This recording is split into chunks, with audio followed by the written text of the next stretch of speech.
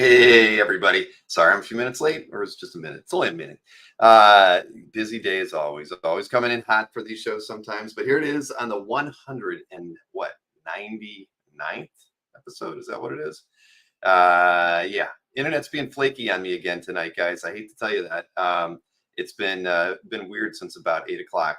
I'm gonna have to call Spectrum tomorrow and have them come out and check the equipment around here because it's bad. It's definitely an unfriendly situation for a live streamer.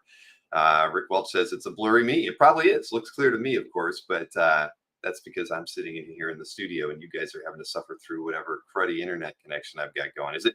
Can you hear me at least, even if I'm a little blurry? Anybody give me a thumbs up in the chat?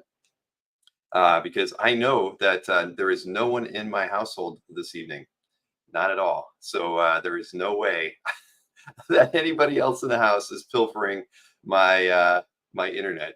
They're off playing Pokemon this weekend in New Orleans for the what is it, for the U.S. National Championships. So okay, Jason says he can hear me. Everybody else says they can. They can barely see me, but they can hear me.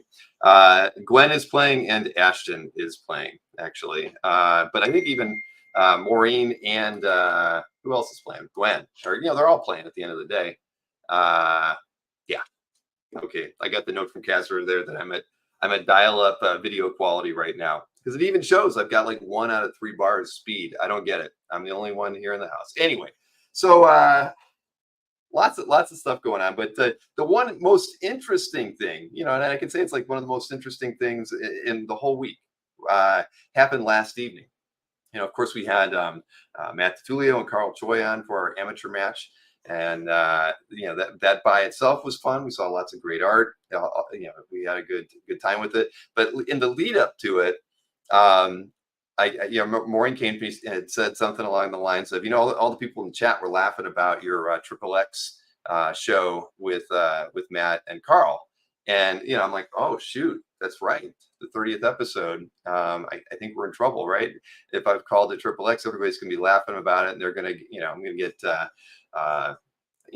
we'll be made fun of, but we'll be giving everybody something to joke about. So I changed the slide to actually have the a pound 30 in the corner, so that just kind of keep everybody on their toes. But I left the title of the show with the Triple X in there, and the interesting thing there was that the word amateur was also in the title as well.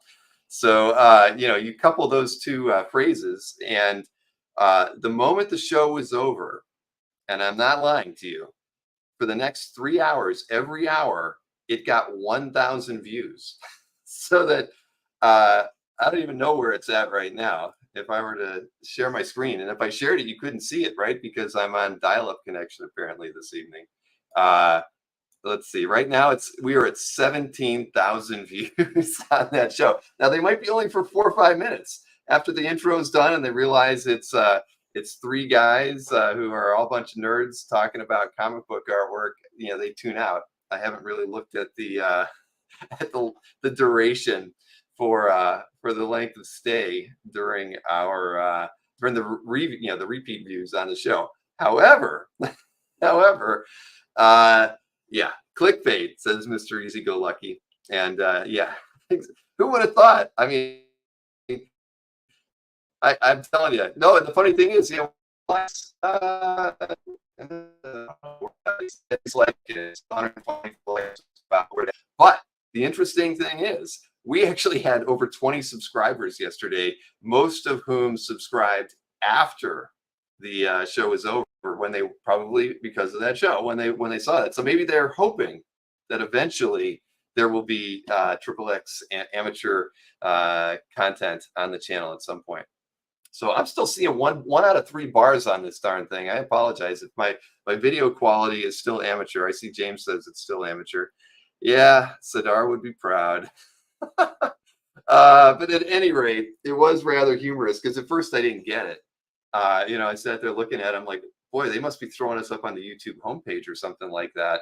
And and we're just getting all these side views, because typically we would get that does happen. It seems like 1 out of every 30 videos we produce gets featured on YouTube's homepage for about an hour or two. And when it does, we get a huge spike. I mean, the Joelle Jones video has over 3,000 views on it for that 1 hour panel. Now, Joelle's fantastic. We're probably going to have her back for another sales show late summer, early spring, or either early fall. I can't recall, but the thing is, for that one panel to have 3,000 views, when I checked, the majority of those views came from being randomly featured on the homepage of YouTube.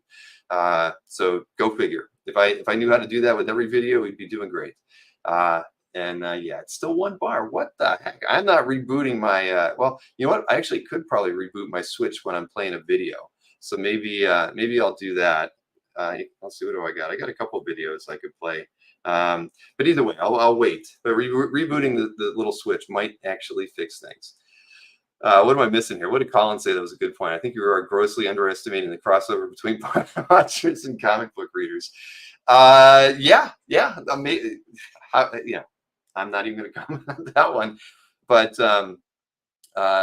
But at any rate, it was kind of cool to watch it. And I figured it'd be over after the first 3 hours. But honestly, it's still going strong.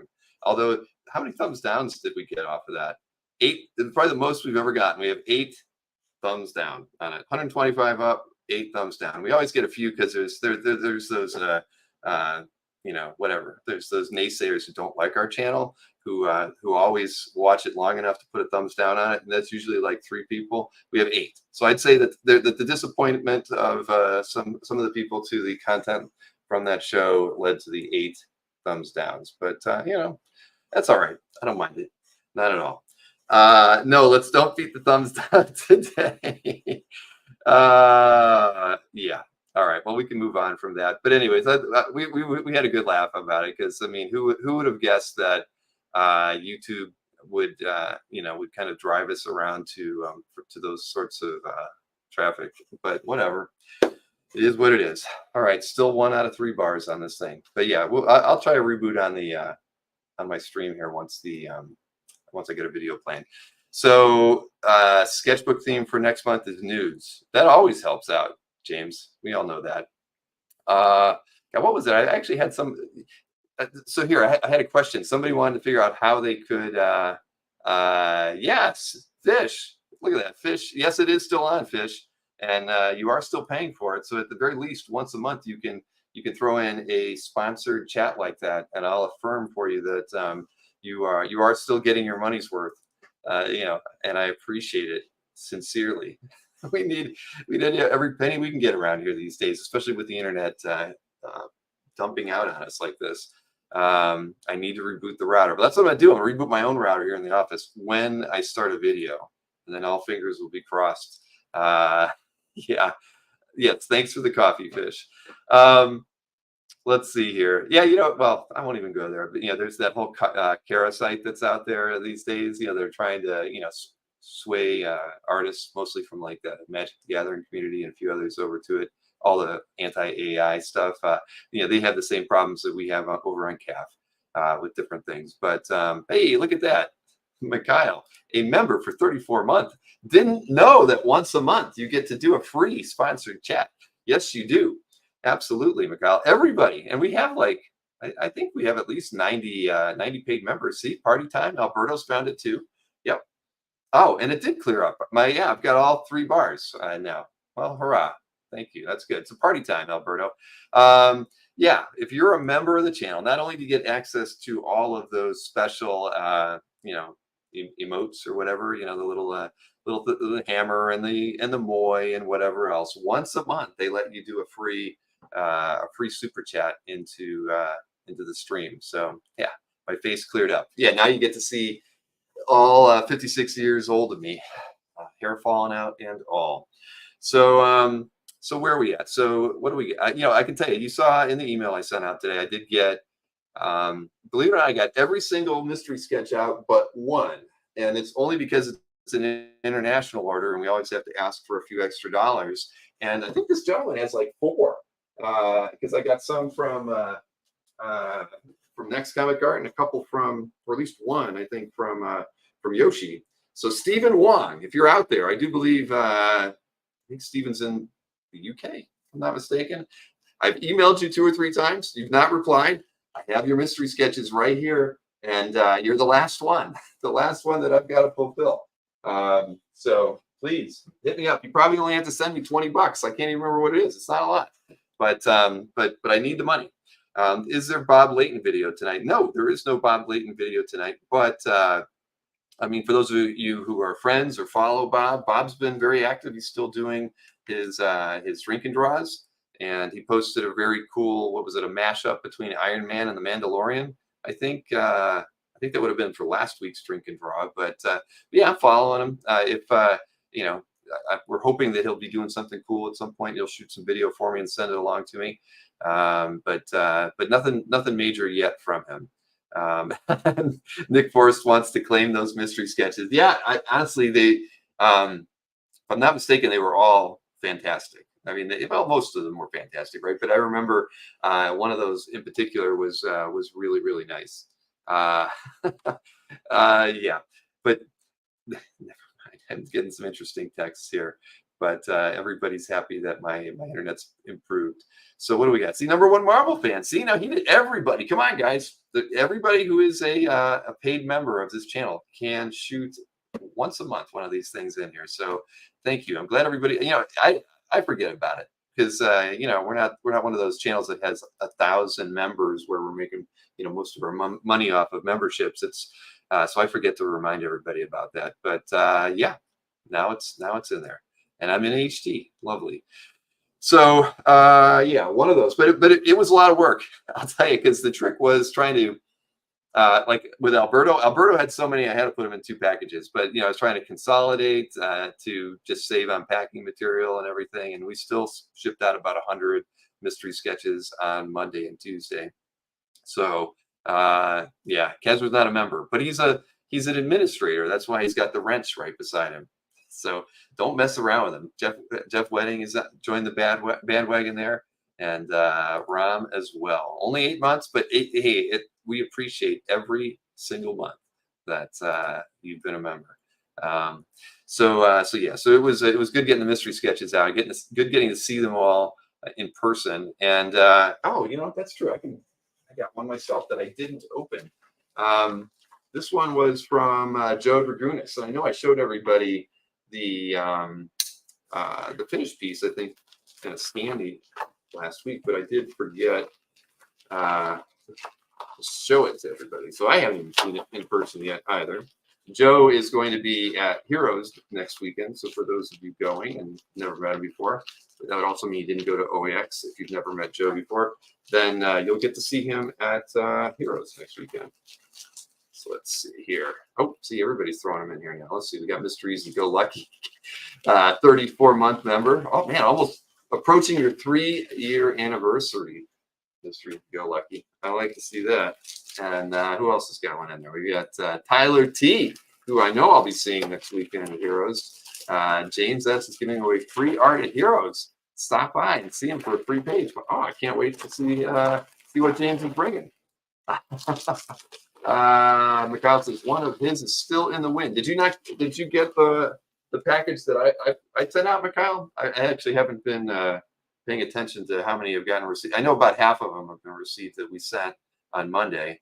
But yeah, curious if you got yours, because yours, Mikhail, I know yours had 2 pieces in it.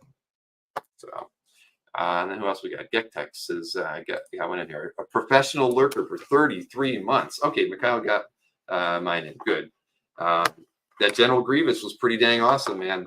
I'll give you that, Mikhail. It was funny, you know, you kind of first look at it and it doesn't look like much, and then the more you look at it, it was like, damn, there's a lot of work put into this thing. It was very nice. Rick Welch, 199 is sure fine. You got that right, man. 200 next Wednesday, and then and then we'll be traveling to Heroes, so that'll be interesting. Yeah, I don't know. We'll definitely do some giveaways next week. I haven't really thought about what. Probably we could do some T-shirts off of the T Public store, and we'll figure some other stuff out. I am certain of that. All right, that turned out great. There you go. Now that does not look like me. I'll never have a beard quite like that. But Joe Dragunis knocked that one out of the park. very happy with that. Yeah, that's nice. Doesn't I mean it's so clean, man. It looks man. It looks literally like it could be digital. That's crazy. Joe does some good work. All right. Yes. Bringing in the hammer. And Dave Kopecki. I have to get in on it. All right. There you are, Dave. Dave's been able to, I think Dave's closed the books on his amateur match last week. Sorry, Dave, I'm sorry you couldn't have been on the amazing Triple X episode that everybody got to witness last night. But, you know, you got your fair share of viewers on your show as well. How many do you have? The 29th show got 1,048 viewers, and we're at 17,000 on the 30th. So, yeah, live and learn. What else we got here? Did I miss any after that? No, I did not. Oh, wait a minute. Where's the bar for Mr. Red Jack? Dan T is going to be at Heroes with some of their drawings. I can't wait. You know, that's nice to see. You know, I actually finally paid Inky Knuckles for my Matt Lesniewski Cyclops, Dan, the one that you got them turned on to me. It literally, I didn't find out that it was ready until about a month ago. I haven't got it yet. I have no idea if I'm supposed to be picking it up at Heroes. I don't even know if Inky Knuckles is going to be at Heroes, let alone. But I know it isn't in Matt's hands. I emailed with Matt a little bit, and he said he sent it in to Inky a while back. So, anyways, one of these days I'm going to have my own Matt Lesniewski piece, and I'll get to show it off. I don't know when though. Do you have to pay more? Yeah, probably. Sorry. What else we got here? Probably not. That does kind of look like Peter O'Toole now that you mentioned that, Nick. That Thor. Yeah, he had Peter O'Toole's kind of facial features, his eyes, definitely in the eyes. What else we got here? That's probably all the interesting things I have laying around, I think. Oh, no. Actually, I did open I got this box in today from Bart Sears, and you know, it's funny. I know that when Jim McLaughlin, who arranged this sale with Bart Sears, he prepaid for the package through UPS, and literally it said 3 pounds on it. And the guy hands me the package, and I knew it weighed over 6 pounds. It was way too heavy. It felt like it had lead weights in it, and I couldn't wait to open it up because I figured there's no way it's the 20 or 25 pieces or whatever it is that he was shipping. And yeah, this is a first. I mean, and it was funny.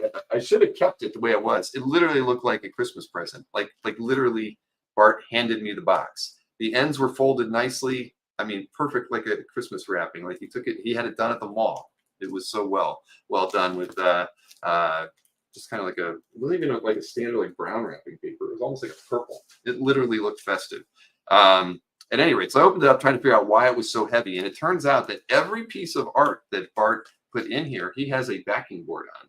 So the backing board for each piece of art more than, you know, doubles the weight of that piece because it's, you know, it's a lot. But he did throw some extra pieces in here that I was not expecting, but he had hinted at. So I have to go look at price sheets and everything because I've got no idea, you know, really what he's got. You know what the prices are on a lot of these. So you got a Hellboy sketch cover. You got a Hubba Hubba, right? Look at that. He had that whole Avengers set of pencil pieces that were done in. I mean, it looks like it says 10 on there. 2010.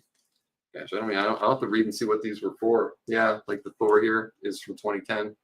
But the interesting stuff he sent that wasn't in his original list, and again, I have no idea what the price is on this stuff. There's a Conan cover. Anthony would like this, right? Look at the count the number of heads on the bottom of that thing, right? But I do know that's a published cover, but I don't know what. Then let's see. There was that Legends of the Dark Knight Joker page. It's on smaller paper though. Look at that. It's kind of like all red size, right? So I have no idea what the price is on that one either. But where were those 2 pieces? Or 3 pieces. All right, what it was? He had an early Exo Man of War page.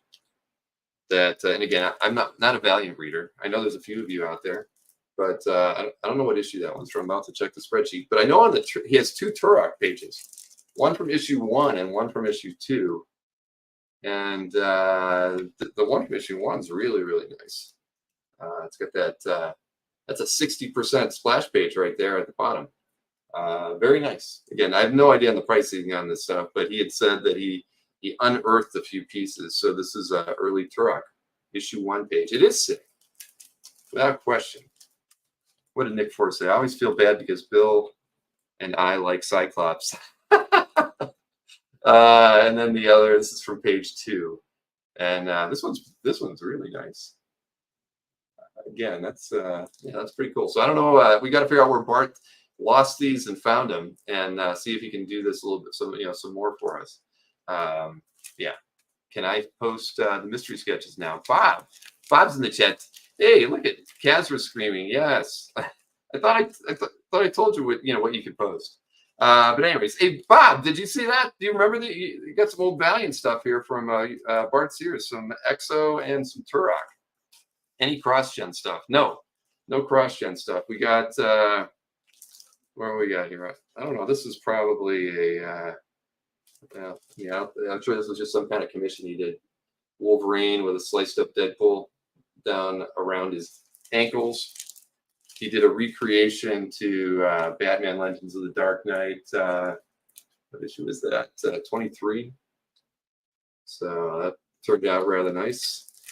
But I know there's some Justice League Europe. There's some Spider Woman, I guess. I don't know. Can't tell from that image. I don't know about that, Marcus. Then this one, I don't know what it's from. I saw this, and I don't think this was on his list, but there's a giant. It's Rhino, right? Look at it.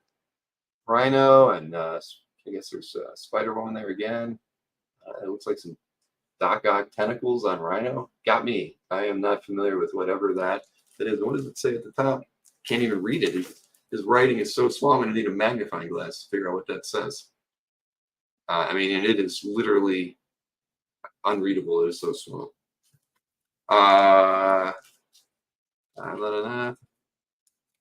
Let's see. Jeff Hartnett is asking everybody if they're coming back to OAX next year. Jeff's a good guy. We had Jeff on for an interview. Like, gosh, when did we have him on for an interview? I think it's been a while, 6 or 8 months. What else? Justice League Europe. Eclipso? I have no idea what Eclipso is. It's probably a '90s thing that I missed out on. But I'm sure some of you know what the Eclipso is. I have no idea. Looks like Hawkman down there in that bottom panel, though. I have no idea. Yes, it is Hawkman. Yeah, so there you go. But no cross-gen stuff in here. There's a Vindicator or Violator page. I'm sorry, Violator. Some cops. What else? I don't know. A lot of stuff in here that I've got. I'm going to go through, create slides, and figure out what those prices are. Let's see. Bob says he thinks those are from Exo 15 to 16. Boy, Bob, you know what? It's funny. It actually has a 15 with a line that almost makes it into a 6 for that page right there.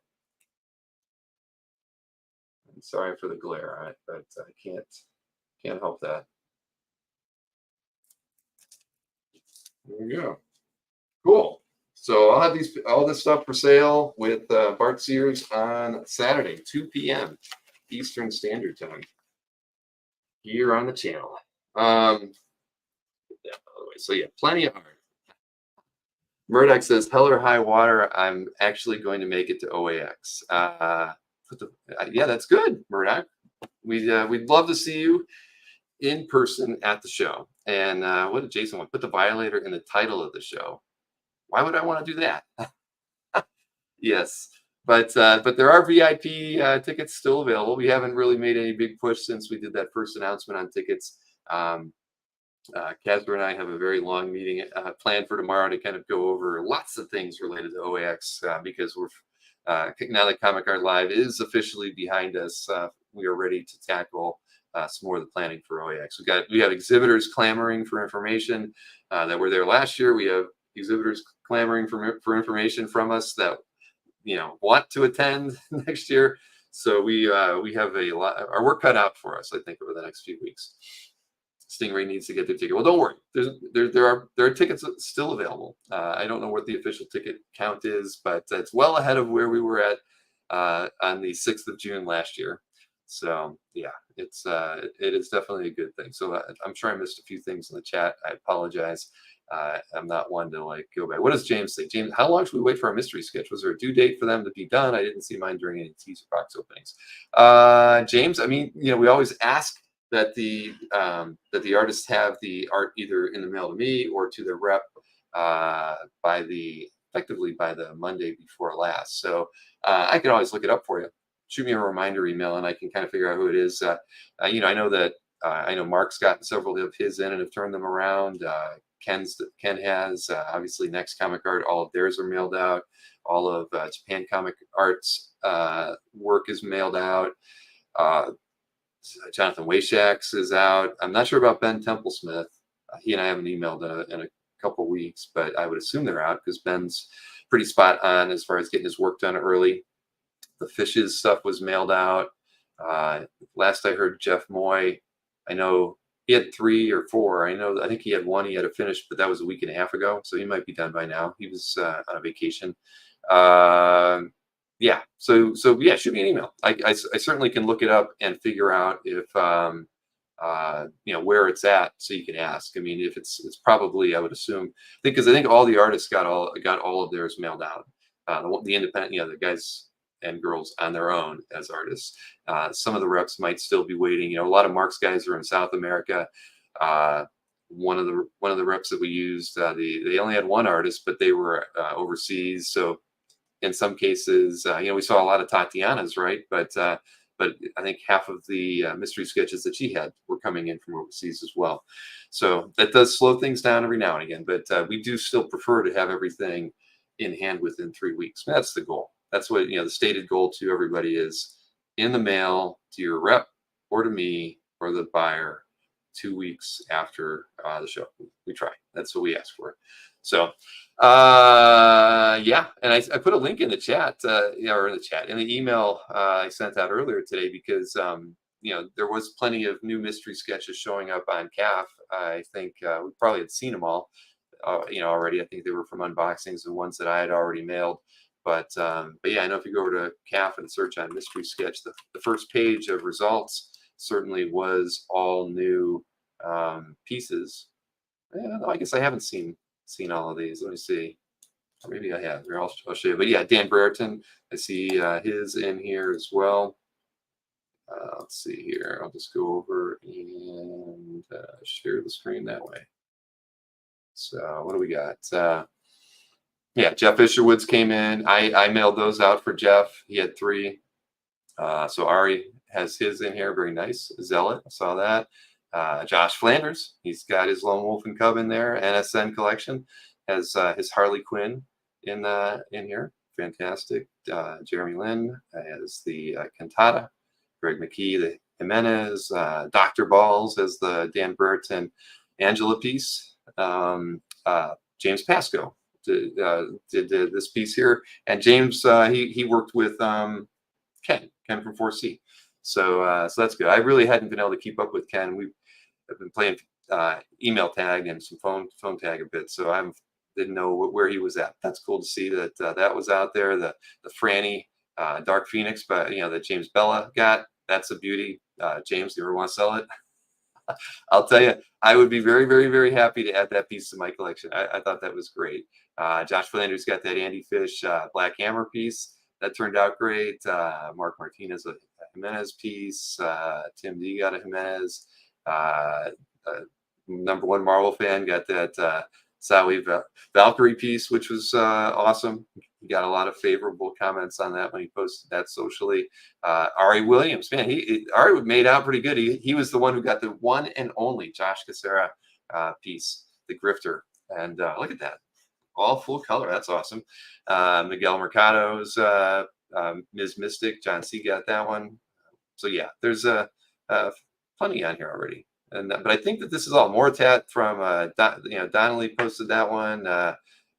We got a Jeff Moy, Oscar Martin. Now see, that's the trouble with throwing in a new art type or in here, is that anybody can use it and misuse it, because there are actually people who are classifying things that aren't mystery sketches as mystery sketches. And so yeah, I think that's probably one of them. But if I go to page 2, it's like I shake my head, but there's nothing we can do about it, right? What are we gonna do? Ryan Sook, he's never been on our mystery sketch, but there it is. But then we have a few that are. Here's a Ellery piece and another Franny, but then yeah, next 1, 2 are not. That's a mystery sketch. I remember. Hey, was Mark Silvestri ever on the mystery sketch? I don't think so, Jason Tolliver, but there it is.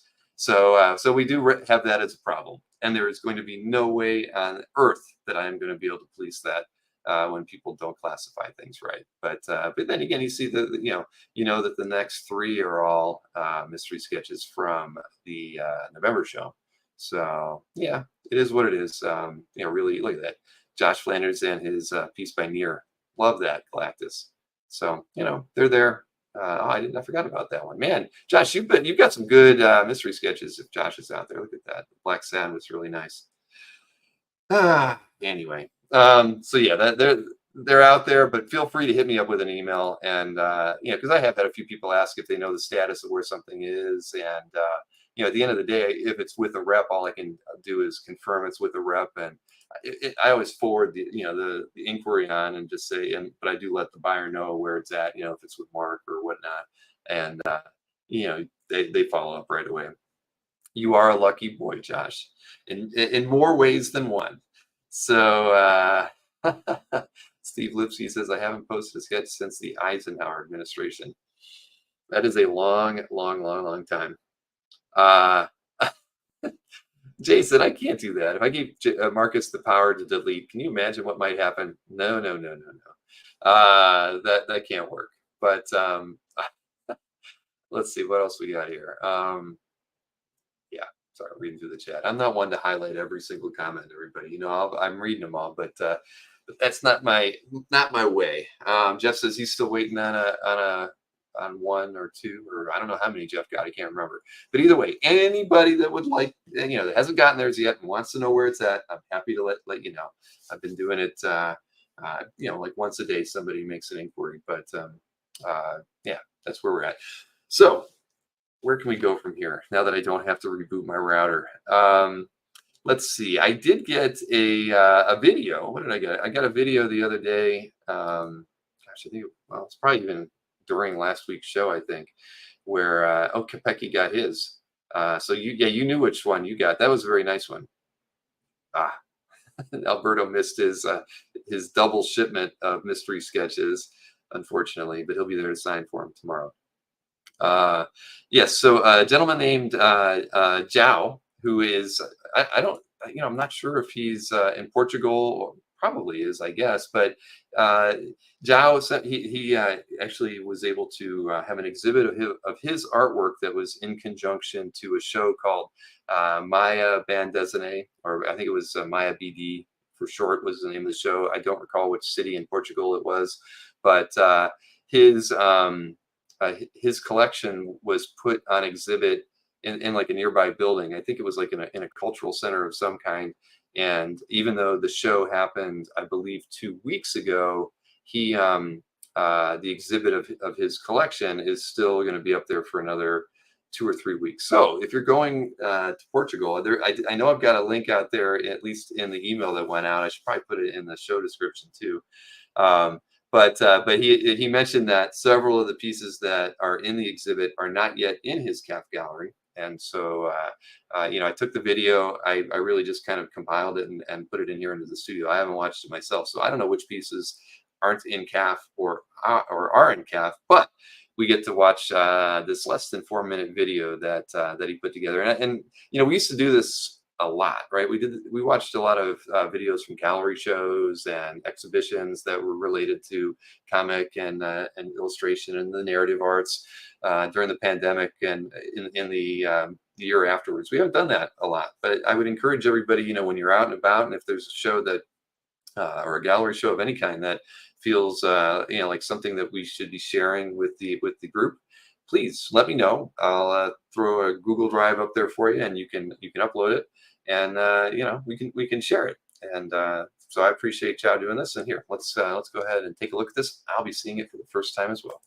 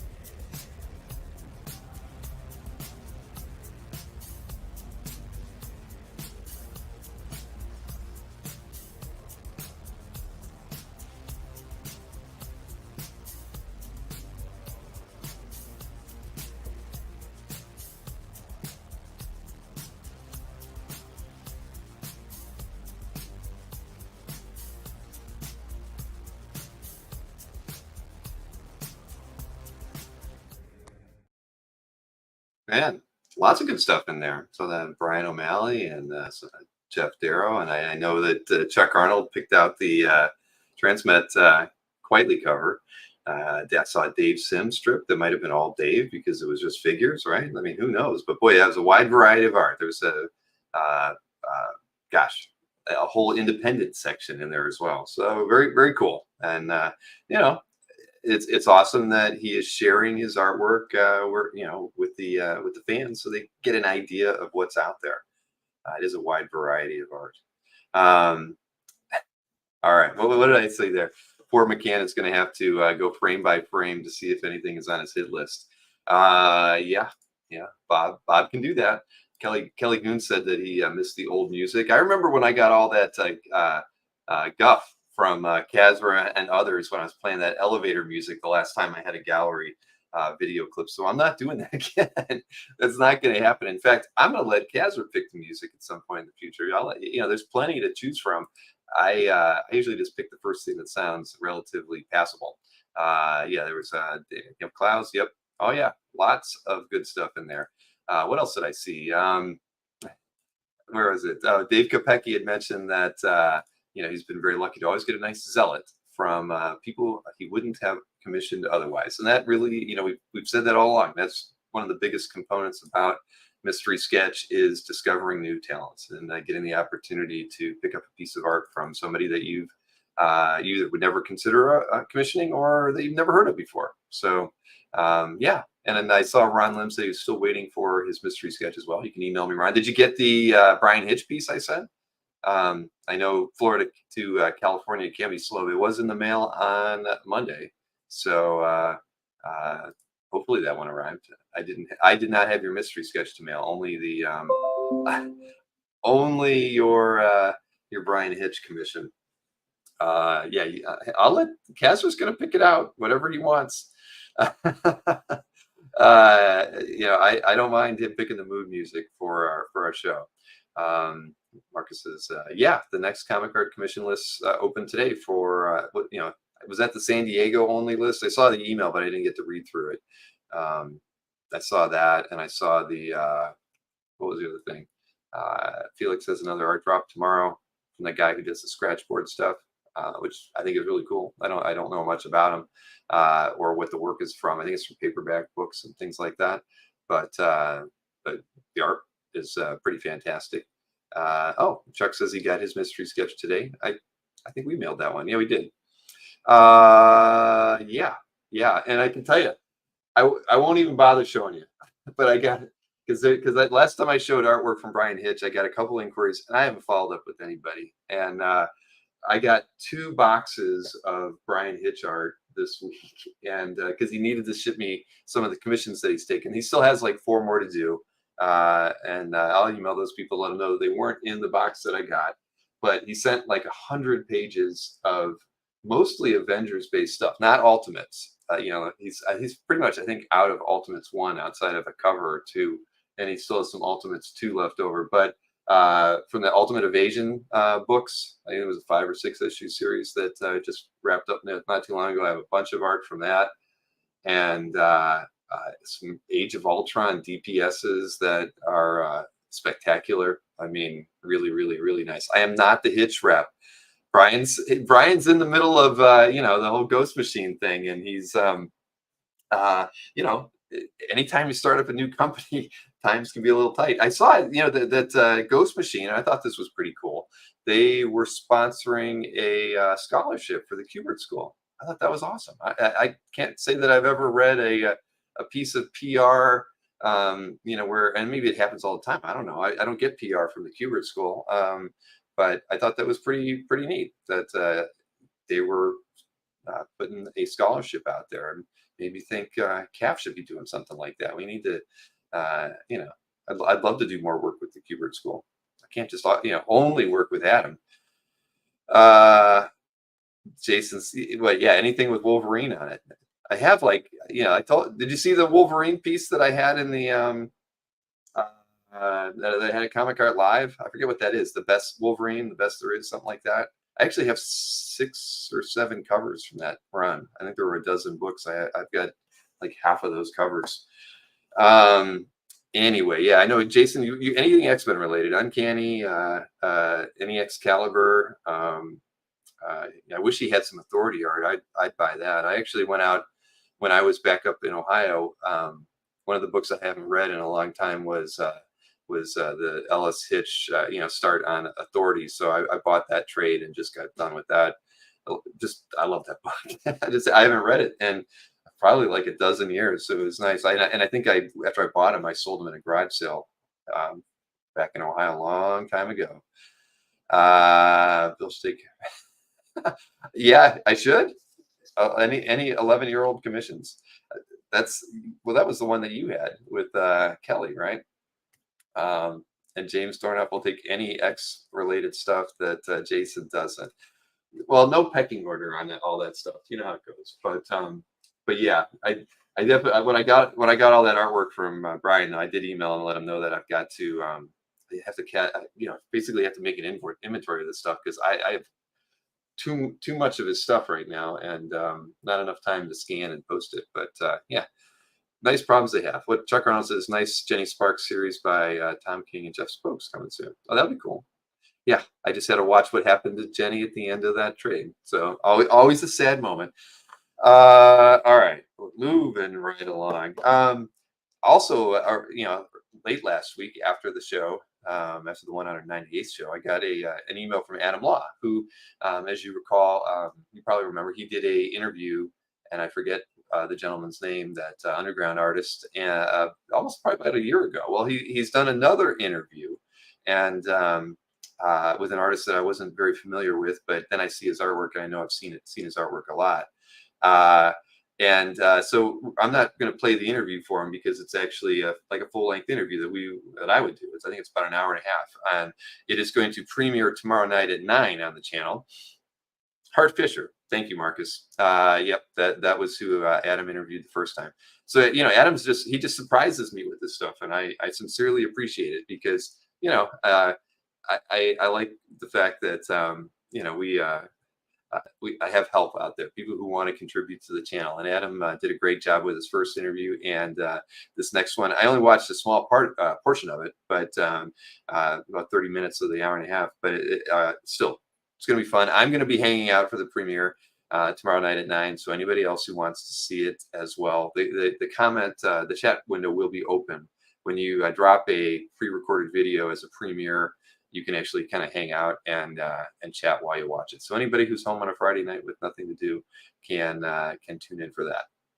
But I do have a really short trailer that he put together for it. I think it's only a minute long.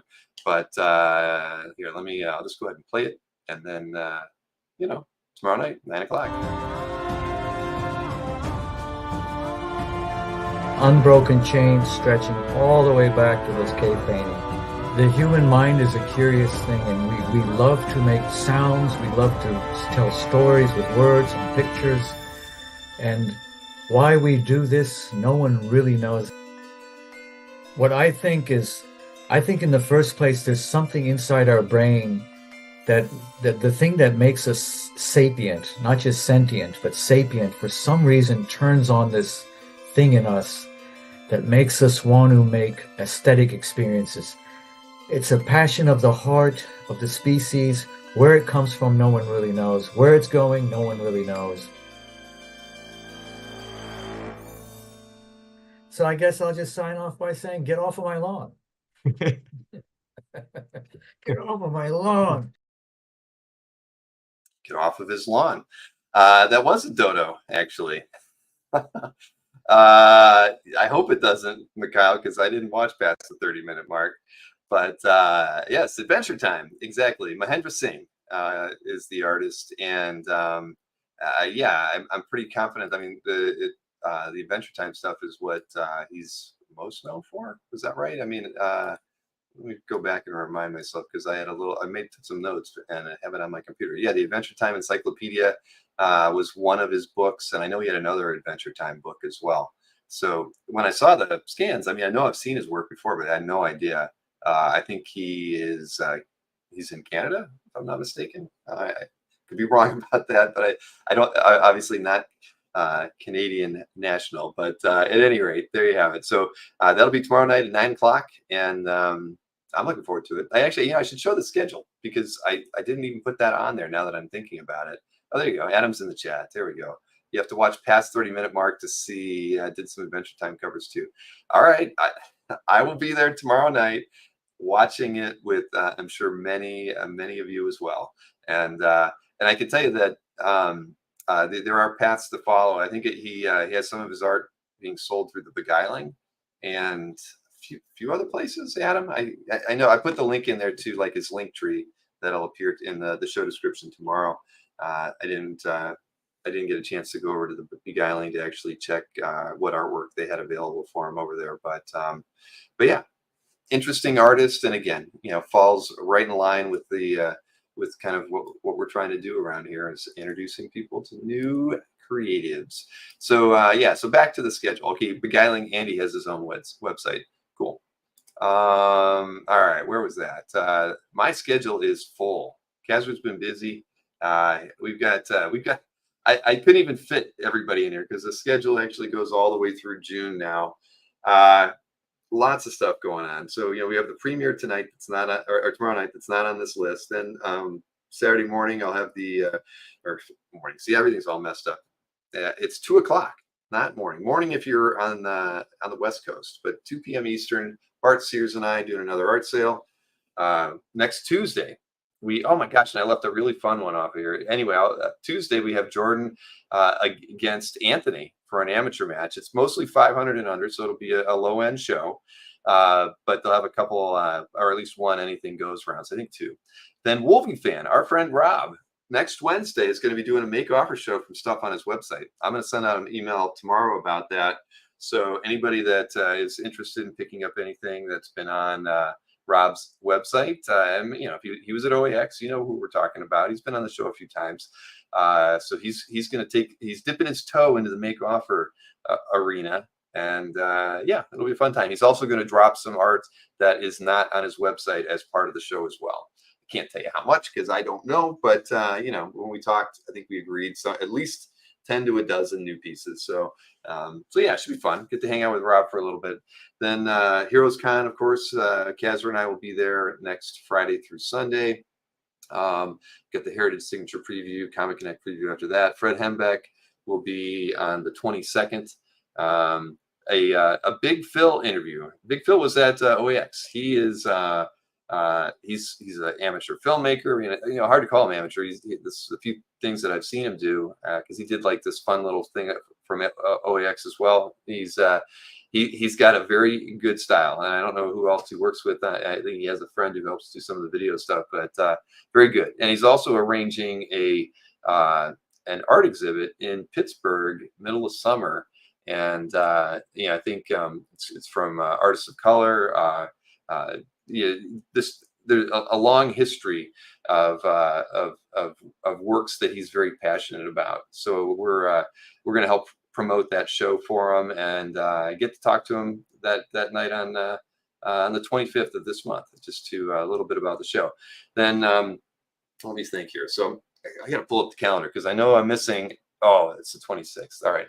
Anyway, LeBeau Underwood, I've never met. There was a art sale and interview show I've got lined up on the 22nd. Next Comic Art is going to do a show with me on the evening on the 22nd as well. They're going to theme it out with a homage and like a cover homage show, I think, and a recreation. But the one that I left off of here is on the 26th. That will be the return of Albert Moy on the Dueling Dealers of Comic Art. And Albert, this time around, will be going up against Anthony Snyder on June 26th. So that Wednesday, look out, because all hell's probably going to break loose here on the channel. Next, exactly, Kelly Goon. That's going to be a show to end all shows, I'm sure.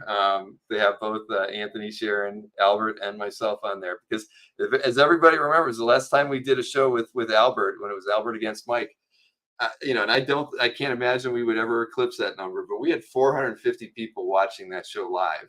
I never felt like wetting my pants during a show as much as I did when that was going on, because that was so early in our streaming days over 2 years ago. I didn't know what to make of it, but it was fun. So the 26th of June, mark your calendars. You're not going to want to miss that one. I'll make sure I get it on the calendar for next time around. And Rob Rush, I have 22 on there. It's 7/2. It should say that we've got Rob on July 2nd. And see, I need a secretary. How do I get these typos in here? Will Lawson will be my interviewee subject on the 9th of July. I've got a Hakes auction preview on the 16th. West Coast Avengers will be on with me on the 23rd of July. Steve Mussolino will be on the 30th. And then Monday, I've got August the 5th. Sarah Jane will be back with me to do an illustration art preview. Steve, is it Crozier or is it Crozier? I know he goes by Steve Crow on CAF. Steve Crow will be hanging out with us. the man who was gifted a premium membership so he could have large art on the site. He invests his money in art, and he has one heck of a. Steve does have one of the best war themed sets pieces of anybody on CAF. I do admire him for his taste in art, so it'll be a fun time getting to interview Steve as the crow flies, says Rick Welch. Mr. Rejek, they have underwear for men. Yeah, I know. Well, like I said, hopefully that never happens where where I actually do wet myself while I'm running a stream. What else we got? Ed McGinnis will be on a art sale show with me on August 10th. That's Saturday, 2:00. Matt DiTullio. There's so many people that I've had on the channel so often that I think I've interviewed everybody. Matt being one of them. And I haven't. I've actually never interviewed Matt. I don't. And as soon as it got scheduled for me, I was like, I really don't know a lot about Matt, to be honest with you, outside of what his family business is and all that stuff. So yes, the stream. Haha, Chris, very good. Yes, so Ed McGinnis, then Matt DiTullio, then I'll have Jeff Moy back on. Richard Pace, who we're actually going to be seeing in well, I don't know, about 10 or 15 minutes for a page I love. Richard Pace will be doing an interview on Art Sale Show with me on the 24th of August.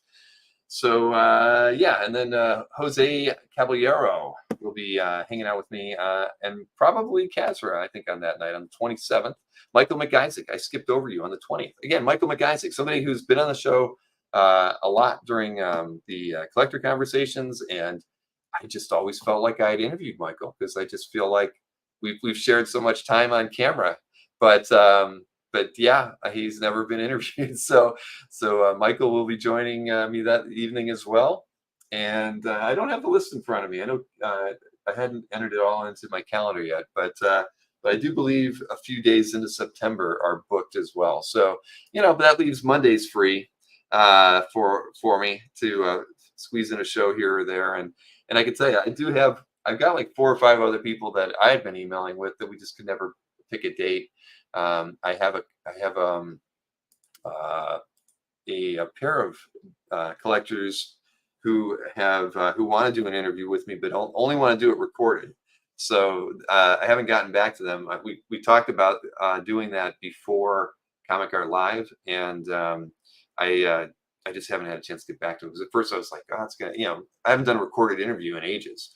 But I think if I do it as if it's live, but just nobody's in the chat, we just kind of flow through it, then I'm not going to ever, won't think about editing it or anything like that. We'll just run it and air it. But I would do it for these collectors because I know who they are, and they have an incredible art collection. It's why I reached out to them to begin with, and yeah. So if they're watching, I will be reaching out soon. We'll set something up, and it'll fill in an evening sometime. Geez, yeah. There's an ulterior motive in there, but no, it's good. I actually told I can't do all that. I'm juggling too much stuff now. The app project, it's just takes up a lot of time. I got a new version of the app on Monday, and I had to spend. It's just another job every week. I had to spend 2 hours going over the changes that were outlined from the week before, and then make notes from all of that and add new things to the guys list. And I'm doing it the proper way. We're using Azure, a dev board to record all of our the workflow and the things that need to be done.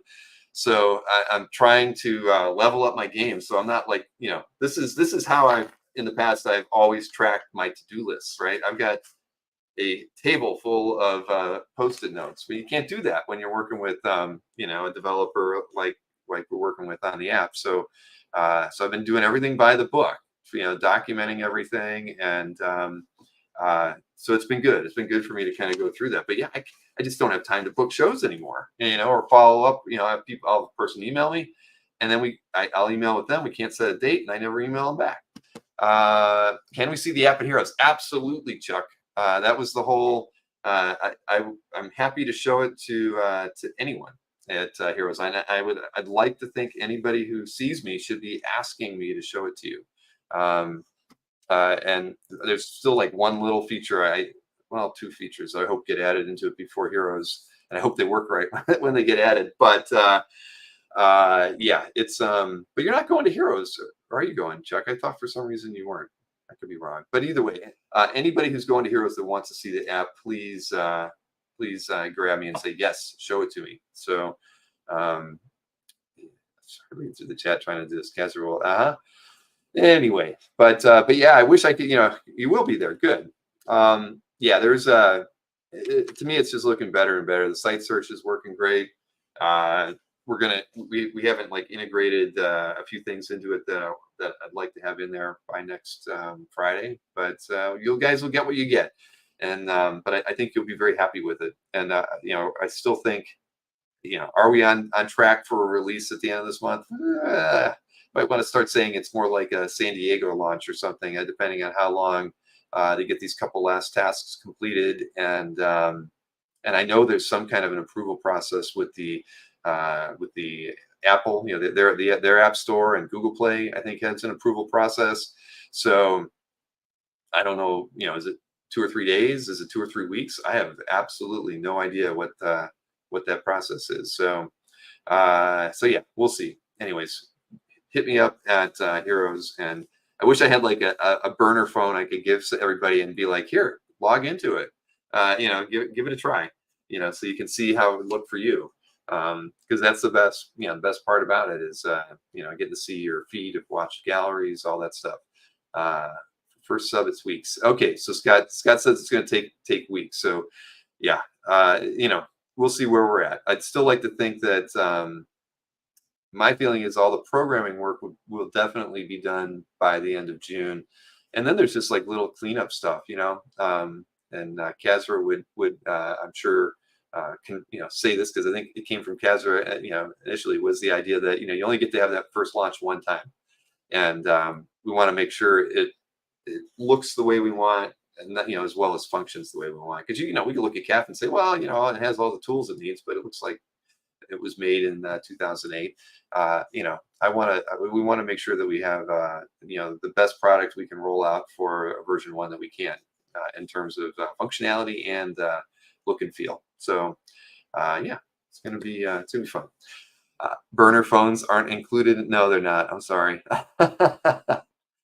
Chuck tells everybody it's going to be the greatest Heroes ever. Sorry, Chris and Eric. Yeah, you're just going to make Chris and Eric jealous. They'll be texting and asking us to FaceTime them while we're at the bar.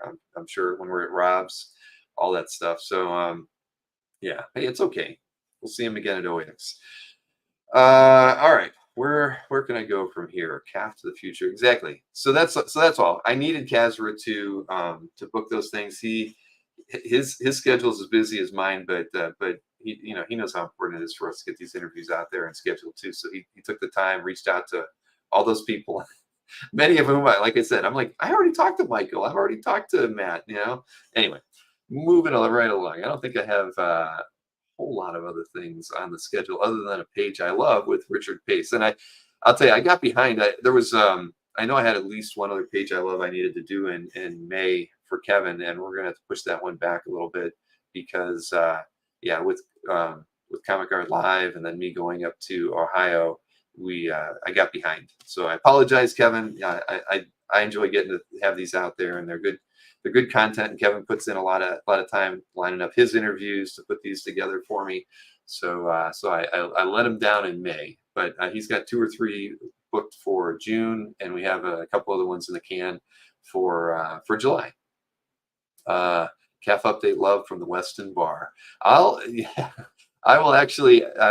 and I actually don't get to Heroes until Friday morning, and it's an early flight. I think the flight out of Orlando was like 6:30, so it's early. I thought about flying in on Thursday, but that just it's not working. It wasn't going to work out for me. So I'll actually have next week's CAF update. The 200th CAF update will be from right here. And I'll probably keep it short because obviously I have a flight at 6:30. That means I have to leave the house by 4 a.m, I think, to get to the airport on time. So yeah, it's going to be a short show, but we'll make the most of it that we can. Red Eye. Okay. So yeah, why don't we? I'll swing over to page I love. But the one thing that I was thinking about was, the history of things around here. I mean, it's at this point now we can finally say we really have been doing this for 4 years, and yeah, I've never gone back and watched anything that we did when we started. I think I might have watched a few minutes of the first episode just to remind myself what those first 5 minutes were like, with Glenn and Will and Mike. But the CAF update, it started out originally as just a pre-recorded show, right? I didn't know what to do, but I knew I wanted to do more. And I knew I didn't want to keep having to always rely on Glenn, Will, and Mike to do a segment with me once a week. And, I came up with the idea of doing the CAF update as just kind of a pre-canned. I would do the market report. And I think I showed off like 2 or 3 pieces of art, and then I was done. It was like 15-minute segments the first 3 or 4 times I did it. And I think I got behind. I wasn't able to record it. So I finally had to do one live. And people tuned in for it. It probably wasn't even a 9 o'clock show. It was probably something like in the afternoon.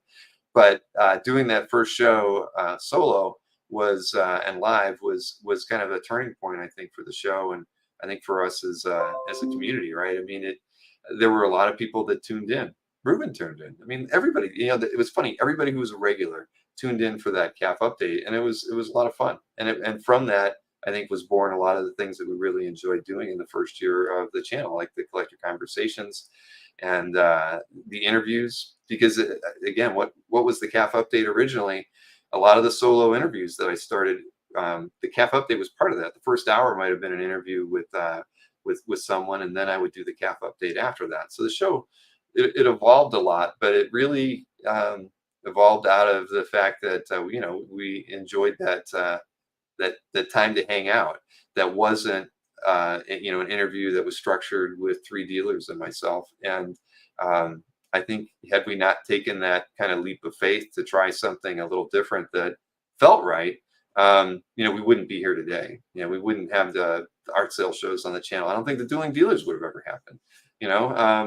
So it's a pretty kind of humbling feeling to find to think about how we got here and how it all started. And yeah, just it's fun.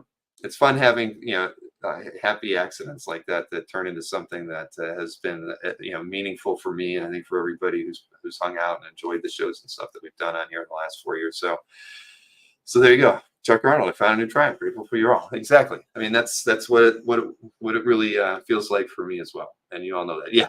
I did not. That might have been the easiest 5 minutes I had. Was that show. So all right. Page I love, back to Kevin Sharp. So Richard Pace on this one. He is talking about a page from New Mutants, Bill Sienkiewicz, who I don't believe we've had any of the people who Kevin's had on talk about Sienkiewicz yet. So I think this is a first. But again, thank you, Kevin, and we'll definitely have at least 1, if not 2 more of these in the remaining month of June. So again, here we go. Hey everyone, welcome to A Page I Love. This is Kevin Sharp, and today I'm joined by artist Richard Pace, who has a story in the new issue of Savage Sword of Conan from Titan Comics. Richard, welcome to Comic Art Live, and thanks for being here. My pleasure, Kevin. So we're going with a comic book master today, who amazingly has not been talked about in any of these chats before. So tell us, please, what issue you've chosen and where we're going. It's from the first issue of the Demon Bear saga, Bill Sienkiewicz's first issue on the New Mutants after he left Moon Knight. And a page in particular is from right near the end of that first issue, where Rain is fighting the Demon Bear. And she uses one of her arrows to kind of puncture its upper part of its maw. So we're in New Mutants number 18, I believe. And my question was going to be, to start off, did you meet, quote unquote, Sienkiewicz through New Mutants, or did you follow his work to New Mutants? I had stumbled onto, this is really in my early collecting period, I had stumbled onto his Moon Knight right near the end of his run, and the issue in particular was Hit It. That was my first experience, and I gotta say, that was a big, I was like, what the? So I went and started I had friends who were into comics. I started buying back issues, and his earlier work, inked by Rubenstein and other people, was solid, like amazing work, but it wasn't hit it. And then he was pretty much gone off of Moon Knight, and then right on the New Mutants. And the first issue of New Mutants picked up essentially where Hit It left off in terms of the kineticism of his art. Just the way the comic industry was at that point, back issues were easy to access. So I completely buried myself under as much Bill Sienkiewicz as I could, including, I think you would admit this, those really weak Hulk stories. And I was looking, this is the same guy? Like his growth arc was astounding. After this, he jumps onto Elektra and the Daredevil graphic novel, and he pushes the bar so much higher right there. Well, what's interesting about all of those you just listed is how you came to this particular page from all that body of work, where one could almost just open a random page and find something to discuss. Looking at the people you've done so far, I was amazed that no one had done Sienkiewicz before. And I went through all my Moon Knights. I went through my New Mutants. I went through all his painted work immediately after. I even went as far into his early career, if you can call it that, as the Shadow. And I realized it's too easy to just fall in love with his splash pages. His splash pages, even before Hit It, were just astounding. So I said, okay, you know what I'm going to do? I'm going to read everything in order. So that's why I'm doing prep for your show. I'm reading everything in order until I hit the page that I went, this is great comics and a great example of his work. I mean, it was really hard not to just pick like, oh, this page is just beautiful. But this little fight scene with the demon bear, where you have a very recognizable physicality to the bear, which it loses almost immediately in the following issue, just becomes this monstrous shape. And the efficacy, he did this monstrous shape, battling around our protagonist, and how he just simply used his lines in rendering the trees, speed lines, gutsy brush strokes. This is the perfect page to talk about. So as an artist, when you imagine you get a script for a page like this, if we could perhaps put ourselves in Bill's head to just speculate, what is the approach do you think he would take when you look at the result? Can we reverse engineer what the approach might be? Well, he's working on a 3-tier structure, and that's pretty standard from Marvel training of the era. Like if you came up in Marvel in the shooter thing, there was very much a bare bones hit that storytelling first. So the storytelling is very clear through all of this. Yeah, despite his gutsy, very gestural drawing, the storytelling is strong through all of it, and how he moves visually from panel to panel to the next row of panels.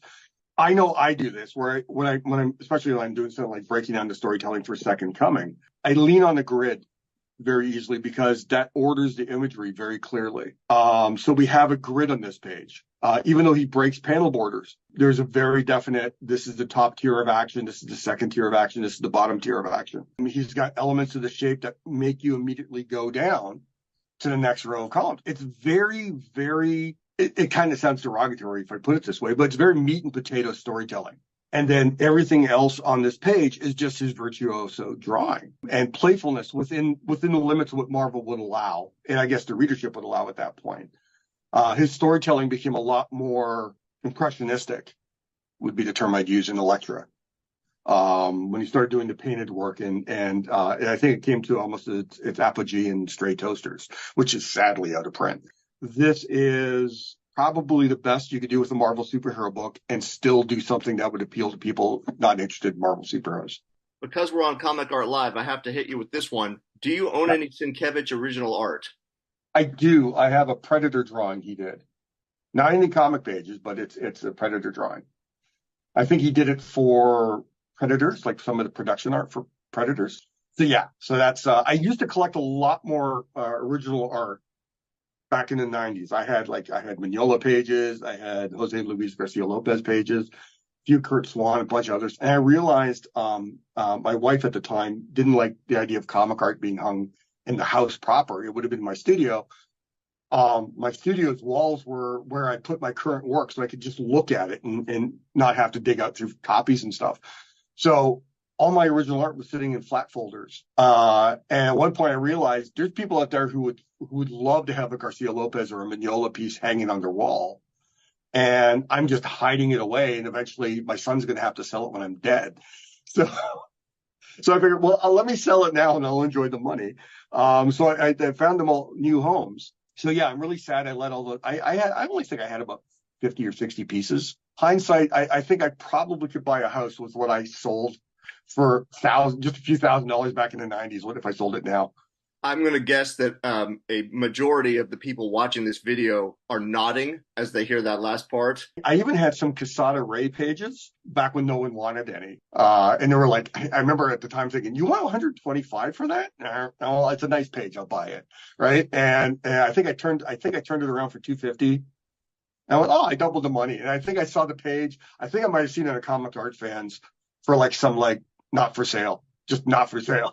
Well, thank you for joining us. Please tell the viewers about Savage Sword and anything else that you have coming up that you'd like to direct their attention to. Savage Sword of Conan from Heroic and Titan. It was a bucket list experience drawing Conan, but also Savage Sword. So I got a little experimental with it. Some of it's really successful. Some of it's not so much successful. I have to be honest. But the story is great. Jim wrote a great story for me to do some really gutsy things with Conan. So that's out right now. I did a Zoop or a crowdfunding book last fall. It's at the printer now. And so Zoop is going to be reopening orders for my Coven art book, collecting all my witch drawings. It's I'm pretty proud of that. Thanks again, and we appreciate the homework, although it's certainly kind of a fun homework assignment to go through Sienkiewicz's body of work. So it really is. Nobody feel too bad for Richard. Great. It was a joy prepping for this. Thanks so much for the opportunity. Thank you, Kevin. So yeah, we had Kevin on not too long ago, but we might have him come back on sometime. Maybe he can do some art picks in the fall. We'll have to schedule that. But I saw James. What did James say in the chat? James said, somehow I got a Demon Bear page from Dino for their collection and forever grateful. Yeah, I would be too, James. My dream, well, I don't know. I wouldn't care if it was a Demon Bear page. I would take almost any Bill Sienkiewicz New Mutants page, and I would be very happy to have something in my collection from that. So let's I see Mr. Snorks ready and raring to go in the green room. Let's bring him in here. I think I was ready to throw some punches. I think he was yawning when you said I was raring to go. I was literally Oh man. So did you like that story about the amateur match last night? Yeah. I mean, I didn't get a chance to watch the amateur match, but a lot of people watched it afterwards, though. It's. Oh, wait, did you miss that? Did you miss the news? Do you know how many views we have on that show? So you missed it. No. You weren't here for the first 5 minutes. No. Last night, was our 30th episode for the amateur match, right? And in the title of the show, I had XXX, and because it was 30, I was always doing Roman numerals, and it had the word amateur in it. Right now, I didn't think anything about it. I think somebody in the chat during the Kopecky match was joking that the next one was going to be XXX. So Maureen came into my office like the day before, like on Tuesday or Monday, and she said, you should change the name of the show because it says XXX. And I was like, gosh, you're right. I even wrote it. I even typed it in the image, and I didn't think anything of it. But then I thought, all right, I'll piss those guys off who were making jokes in the chat last week. I made it like #30 on the graphic, but I left it as XXX in the title. And immediately after the show last night, we had 1,000 views got added in the first hour, another 1,000 in the second hour, 1,000 in the third hour. Oh my God. We are literally almost approaching 17,500 views after the show was over yesterday because it has XXX. Oh. So good problem to have. I keep laughing about it. Because whoever's tuning into that thing is very disappointed. Yes, very disappointed. It's going to have our lowest. The one of the metrics that they put on the how long they watch. Yeah, how long? What's the average viewership length on any of your videos? And usually, for one of the talk shows, it might be 30 minutes. You think it's really like an hour and a half, but people tune out after 30, come back and watch it for another 30. So typically 30 is actually good, and average might be more like 18. But I bet it takes a few days for those metrics to post, but we're gonna probably see that, and it's gonna be like 2.5 minutes or less. I'll bet it'll be like 20 seconds. Yeah, well, it looks good, but again, putting up the Dukes, it's two guys. You know, Carl had those, you know, his wraparounds on, his reflective visor Yeah. on, and you know, and Matt, he's a good-looking guy at the end of the day. Oh, That's shoot. so funny. Yeah. At any rate, well, I didn't talk to Casper about it, but I have a feeling like tomorrow I should probably take the XXX out of the title and change it to graphic, a 30, just because I'd hate YouTube to come in and say these guys were gaming the system to get a lot of views or something like that. You know, People do it. I know. I mean, I've never done it before, but boy, I can see how I was excited when I saw it. I thought we were getting like promoted somewhere, you know, like on the homepage. It didn't dawn on me until around 2 a.m. last night what was actually going on. Carl's a popular guy, but I don't know about that. Yeah, and it's funny. I actually started this at Mr. Easy Go Lucky because I don't know what. Remember how we always had those chat bots popping in here? When I started the show yesterday, I actually said if it was ever going to happen, if they were ever going to come back, it was going to be that show. I literally threw that into the intro just because it popped into my head when it was starting, and then all hell broke loose after it was over. But anyway, so let's get on with the show here. So I got a lot of. I don't have a lot to look at, but we can look at the what do we got here? We got the heritage stuff. Yeah. Let me share that screen and get off of that one there. I don't know. I went through. It was there wasn't like any major home run pieces, but a lot of decent stuff. Nothing that I think I'm going to put bids on this time around. Although the last piece is pretty nice. So I wouldn't mind bidding on that one because I used to have some pages from that book before. At any rate, I felt like I had to pick this one. It's a Graham Ingalls. It was a Vault of Horror 14 page from 1950. I mean, how often do you see, you know, early EC stuff in a weekly auction at all? So, I mean, I've always wanted to get something. This is at $310 right now, but you know, it's not like it's anything fantastic, but it's a 1950 EC page, right? And I'm assuming it looks like it should be an end page if it isn't, right? With the graveyard there at the. It does look like it, yeah. Yeah. Doesn't say anything though, but at any rate, I like. Yeah, and it's actually pretty good. He's buried alive. Okay, so yeah, I like it even more now that I have an understanding of the story. Let's see. Next up, and we've picked stuff from Savage Sword of Conan a lot before, and this is all Neverus, and I love this thing because of how organic he makes this whole thing feel. I mean, you know. It's just crazy. I mean, the way he's flowing this panel into panel 1 into panel 3, just the way he's handled the tree. I mean, even Conan's clothing, the horse, yeah, right. Everything about. I mean, it's freaking beautiful. I mean, and such consistency of line through this whole thing. I mean, the corpse here and the way the corpse kind of feeds into this tree in the 4th panel, just. I mean, I came back to this page numerous times. I just think it's fantastic. All Neverus, strikingly beautiful. This first panel with Conan breaking the top there. Panel break. There's a couple panel breaks there. Yeah. Right. Yeah. The horse breaking in, you know, from panel 3 into panel 1. This is a good one. I mean, I don't even know, $200, whatever it goes for, it's totally worth it. And look at that, silhouetting this shrubbery or something right there. I mean, it's funky shape to begin with, but it just adds to the elegance of this page. Elegance is a great word because the line quality, you're spot on about that. I mean, it's so even, it's so light, it's so expressive. I am smitten. I may have to throw a bid on this one. It's that good. All right, this next one, nothing too special about this one. It's a Milton Caniff. But it's actually an interior page to a book, and we always see strips by Kniff. Strips, that's kind of cool. You know, I feel like I don't see interior pages pop up too often. It's Steve Canyon. So again, nothing awesome about it other than I think it's kind of neat that it's not a strip. Yeah, kind of an oddity. Yeah. So there, I picked it for that reason. What is it? 165. Then. this one, an odd one, but we've been talking a lot about Marvel card art, right? So here's a 95 Fleer Spidey card, right? The Beetle.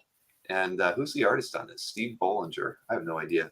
But, hey, I can't say that we get to see card art too often in a weekly auction for a Wednesday. No, and it's really good object source lighting, and the volume on the figure is really nice too.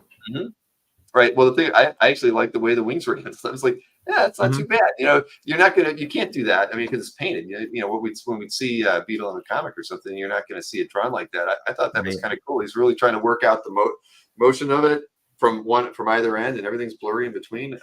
There was some good stuff going on in this piece, but I do think it's the only trading card piece in the auction. Next up, Jason, of course, will be happy about this. It's a John Byrne page, but it's inked by Dan Green. I mean, and if Dan Green's inked it, it's going to be good. Gold. But I wish they actually pulled the darn thing together. I hate the separation on it because it's Spidey in front of Dr. Doom's castle. And Dan Green does a great job on this. The panel layout is funky, but it bothers me with that split there because you look at right up in here, instead of going to the corner, he's canted it there. These panels are canted. Yeah. I really like the page a lot, but not pulling it together. I don't know why they didn't do that. No original tape, says Marcus. Yeah. But again, Dan Green inks on Doom's Castle. That's awesome. I like it. Next up, this was just a goofy one because I like Bobby London's work. I'm not a big Popeye fan, and this is just like some character studies, or whatever. I have no idea what it was done for. I think even when I read the description, and they didn't know what it was done for either.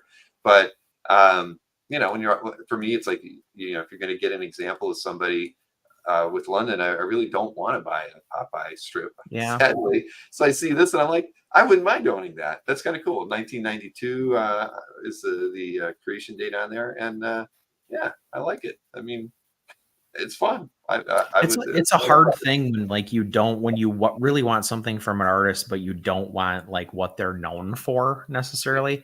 I think I said this before, but like Adam Hughes, I always struggle with. Like, I love the hell out of his art. I think he's so incredible, but like, I don't really want him to draw the Thing. Like I want him to draw what he's known for, right? But that's not really what I collect. So I know what you're saying. Yeah, exactly. So this is cool, and I've seen tons of Popeye strips on the weekday auctions from Heritage, and I might have picked one once because it was a really old one, but and maybe if it was something like that, like from the first 100 strips, that might be kind of cool though, because then it's historical. But yeah, otherwise, I'd rather have something like this. Then Irv Novick. I know we've talked about Irv quite a bit, and this is one that I'm probably going to put a bid on this one. This is what it was from. The Joker issue 5. But this is so. I mean, I love this thing. I don't even know what I really didn't even read the story. I just looked panel to panel. It's a Joker whoopee cushion. Everything blows up. Joker comes out. He's got this humoresque novelty box. I don't know what's going on here, but I love it. I think that middle panel sells it, isn't it? It is so awesome. I mean, look, he pulls his thermos out. Oh, I mean, what a way to go to work and start your work day and have it go like that. So yeah. Anyway, this one I bet you it doesn't go for a lot. It's $52 right now. And give me the crazy. Perfect for the lowest key Irv Novick fan. Yes. What? Thank you, Josh. What a guess. But you know what? I have always have an appreciation, for Joker drawn like that with the skinny jaw. If I had to have a favorite Joker version that's out there, it would be this one. So I like it for that reason too. But Doom, that's awesome. I wonder if there really is a Wildwood, Wisconsin. I should know that. Wait a minute, what? For the humorous novelty company. Yeah, there you go. What does it say? I thought said this gig had something to do with art. So that even makes it even better. Oh, there you go. I should have read this thing originally. All right. Well, that adds $50 to the value of this one. That also makes me wonder if Irv Novick is from Wisconsin. That's true. And somebody involved with this book was from Wildwood. Or let's see here. So next up, Erwin Hazen on this one, and it was from 19. Now I can't remember, 1940 something. Let's see if I can see it in the top. No, 1947. This is from American Comics 85, a Green Lantern story from Erwin Hazen, and I think you only get here at the end, but that's cool. Hazen is obviously not with us any longer. I got to see him. I never talked with him, but I always saw him at shows. I get to have a decent I don't know, con circuit life after after he was retired. But you never see too much of his older work come up. So here's a piece, 1947. Yeah. 77 years old. I mean, the page by itself, it looks pretty dang clean. It does. So, and it's at $14. I mean, how's that even possible? I mean, maybe it does say Erwin Hazen and John Belfi. I mean, maybe this is more Belfi versus Hazen, but I don't know. But what's the matter? The age alone. It's 77 years old and it's still with us and looks perfect. So, yeah, I mean, this is great. And again, I can't say that I've seen a Hazen piece on a weekly auction before. Last two pieces, Alex Maleev Batman piece. I just like Maleev's pieces, painting pieces especially. And I think when I was going through everything, this one stood out because there was just so much non-colored pieces in the weekly auction. I came across this one and like, that's kind of cool. Like the purple, the blue, the gray. I'll go with that. So decent to leave there. Look, it's only $11. Suitable, moody. Yeah. And then the one that I might throw a bit on this one too. Ian Churchill and Norma Pund. Rapmund. I'm sorry. Rapmund. Sorry. Thank you. But I actually had a page. I feel like I had a page from this before, and got rid of it because this one had Spidey and Wolverine in it. Mole Man, his little minions and everything. I'm a sucker for Churchill stuff. I mean, I love this Coven work, right? And I've got it wasn't Uncanny. What was that X-Men book that he was on? It was like New X-Men or something like that. My first published page was an Ian Churchill page. I still have it. So yeah, every time I see his stuff from this era, I like it. So James and Jason, just leave it alone. I'm gonna throw a bit out and try to get it. Holy moly! You think it was Uncanny, Chuck? Really? I'll have to go back and look. I think it might have been too. Okay. You guys probably. Or was it the adjectiveless? Like just X-Men. That's why I felt like it was. Wasn't it like an early 100s run? Wasn't that before Grant? Oh, wait a minute. Was that series done in conjunction to when Morrison and Quietly started? I can't remember now. But I know it was short-lived. Whatever it was, okay. Churchill couldn't keep up. Jason says it's Uncanny. Okay, hey, you guys are right. Oh, good. Jason's tapped out. It's all mine. It's got Mole Man on it. You can't have any FF villains on these X pages. All right. Well, sorry, Charlie. All right. Well, let's see. What do we got? We have we haven't seen Nick Barucci at all in the chat tonight, have we? I don't think. His Instagram makes it look like he's out having a lavish meal. So I don't know that we will. Well, he's been hanging out with Gene Simmons, and I don't know what else he's been doing of late. So I guess he's got some Kiss comic or something coming up. Okay. Yeah. Well, okay. Well, good for him. Well, so we might as well just let everybody know. Why don't you hit that thumbs up, everybody? We're not going to put XXX in the title to get it goosed into everybody's eyeballs this evening. I wonder how many thumbs downs you got. Well, I can tell you. I think right now it wasn't terrible. I would have thought we had like 100. Right? When you have that many views, it's still only at 8. But that's the most thumbs down I've ever gotten. I think is. More than I don't think I've ever gotten more than 3 before that. So to get 8 on one is pretty bad. Well, those guys were on a mission. They didn't really have time to leave thumbs downs. They were like, "This isn't what I'm after," and they kept looking. Right, exactly. They went on to the next XXX title to see, to cleanse their palate after that. At any rate, yeah, we already got 1 thumbs down tonight. Who did that in the chat? Who would do that? Come on, we got 48 thumbs up. It says, and 1 thumbs down. Haters. Exactly. All right, so we'll go ahead and show off the stuff that Nick will be doing tomorrow. I have not watched this one yet either, so it's going to be all new to me. So Nick, of course, is on at 7 o'clock on the EXP, and let's see, we got 3 minutes of preview from him. Hey everybody, this Friday, June 7th, 7 p.m. Eastern, 4 p.m. Pacific, on the Original Art Experience. We're going to have original art. So we're back to form. Going to have quite a few value priced pieces of art. Try and say that 3 times. I couldn't even say it once. Value priced pieces of art this Friday. It's a good mix, okay? And let me get right into it before I make this longer than it should be. So we're going to have a Spider-Man Red Sonja issue 5, page 5, 4/5 splash. Let's call it that.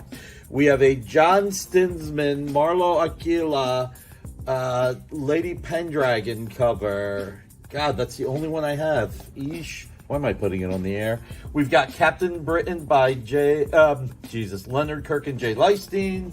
We've got one Jim Starlin Stormwatch cover. And look at all the characters here. It is awesome. Then we have something that is dynamite, which is Thundercats number 6 cover, the start of a new story arc. Then we have Dale Eaglesham, and this is Villains United special, number 1, page 3. And check it out, you got the Jack of Spades of the Royal Flush Gang. We've got some commission cover art, Joe Del Beato and Mariano Nicieza, plus Ken Hazer. This is also autographed by Tom King. Then we have a little bit more Dale Eaglesham with this JSA. Check it out with the Ferocious Wildcat. Then we have Freshman number 6, page 10. Wait till you see the price on that. Then another JSA number 26, page 10. Oh, what is this with the 6s and the 10s? Then this is my last, I think this is my last Rick Leonardi cable page, cable annual. Then we have my last, I think it's my last Travis Moore, Dan Green, JSA All-Stars page. This is, check it out, I just want to show how beautiful it is. This is Jose Maria Beroy, Deadman, also inked by Dan Green. Then we have Mike Plug Spirit. We're going to sell these 2 as one lot. Then we're going to have Gabriel Hardman, Hulk 25. That is freaking gorgeous. Just gorgeous. So, I'm going to see if I can bring anything else. We'll see. I got to find something for an 11-cent auction, right? Or do I? Maybe I do. Maybe I do. Amy, what do you think? Should I do an 11-cent auction start? Best offer? Whatever we call it? She's rolling her eyes. She's like, can you move it on? You know you're going to do it.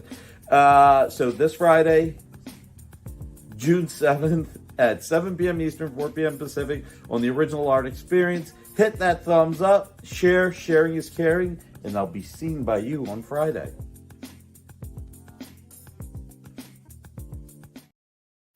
Well, he won't be dining out tomorrow at 7. He'll be hanging out with all of you. And then remember, everybody, tomorrow night at 9. So after you're done watching Nick, you can watch the premiere of Adam Law's interview with Mahindra Singh at 9 o'clock on the channel. But I know, Chris, you will be out having a beer somewhere at that hour. I'm not mistaken. Highly likely. Highly likely. All right. Okay, so let's see. Let's get into the cap update here. What was the time frame for this? May 27th through June 2nd. And everything was kind of average last week. The dealers have been down. I don't know why, but they were the week before they were at 201 and they were at $217,000 for the period of this report. Berkey number 1 with 96,000 in sales. Felix second at 56, and that pretty much almost makes up everything, doesn't it? That's a chunk. That's about you got 150 right there. Glenn had 41 and Anthony had 10. So that literally puts us at $200,000. There was only another $17,000 in art sold. So that's interesting. I wonder. I don't know. Is it what was it last weekend? Oh wait, it wasn't was it the LA show or was it San Francisco? Where was Bashar's show last weekend? I forget. Don't know. I don't know either. It was either LA or San Francisco. I forget. Anybody who was there and you're in the chat, let us know how it was, because maybe that might be why no sales were really reported. All right. So 217 is the number. And let's see what the top 6 deal. Oh, LA, says Brian. Okay. And Marcus and Mr. Easy Go Lucky. Was it well attended? Because I don't think I saw any posts on Facebook about it. It's weird. I know they had they had an ad on CAF, but they don't do a lot of email marketing for it, and so that's why I kind of forgot about it. But yeah, no posts. I think Teixeira was there as the only artist. Okay, so let's see. Dealers first. What we got here? All right, so 217 is the total number. First up, a Star Wars 1 page sold by Mike, and this one he has the asking price $70,000. I mean, I know it's Star Wars 1. Howard Chaykin, I guess it could be. Wow. I don't know the market at all, but that's what he marked it as sold at. Amazing Fantasy 1000, Steve McNiven. It's listed as page 1, $20,000. Can that be right, or is this like? I mean, that doesn't seem right, but if it's recorded as 20. Then we have a Daredevil 98 page 1 splash, Gene Colan, and who inked this one? Ernie Chua. Okay, 16,000 on that one. That was from Panel Page. And then we have Doctor Strange, Full Sunrise, issue 2, page 30, sold by Felix Trad Moore, 10,000 for that one. That's beautiful. And another one from the same book. $10,000 as well. This is a very interesting looking DPS. Wow. I wonder if that's up on the site. I want to see that a larger scan of that thing. And then I remember Mike had this one, right? Yeah, this is a Berkey sale. Ron Friends, hand-colored corner box Thor piece from 91, sold for $9,500. So wow. Yeah, that's a pretty healthy price for a colored corner box. Ron Friends, especially I never liked the visor. Yeah, no, the masked helmet. Why would he? I mean, I guess. I mean, if he was battling a whole army of frost giants, maybe he could use a little facial covering, but otherwise he doesn't need it. And Chuck does say that was a complete story from the McNiven. I thought, was it like a 4 or 5 page story, something like that, or maybe short? Yeah, it was short. Okay, yeah, because that book was a collection of shorts, right? And whenever Felix sells something complete, he emails Colin and I feel like he might have said something like that. Sold complete, 6-page story, something like that. All right. So then auctions. Auctions steady.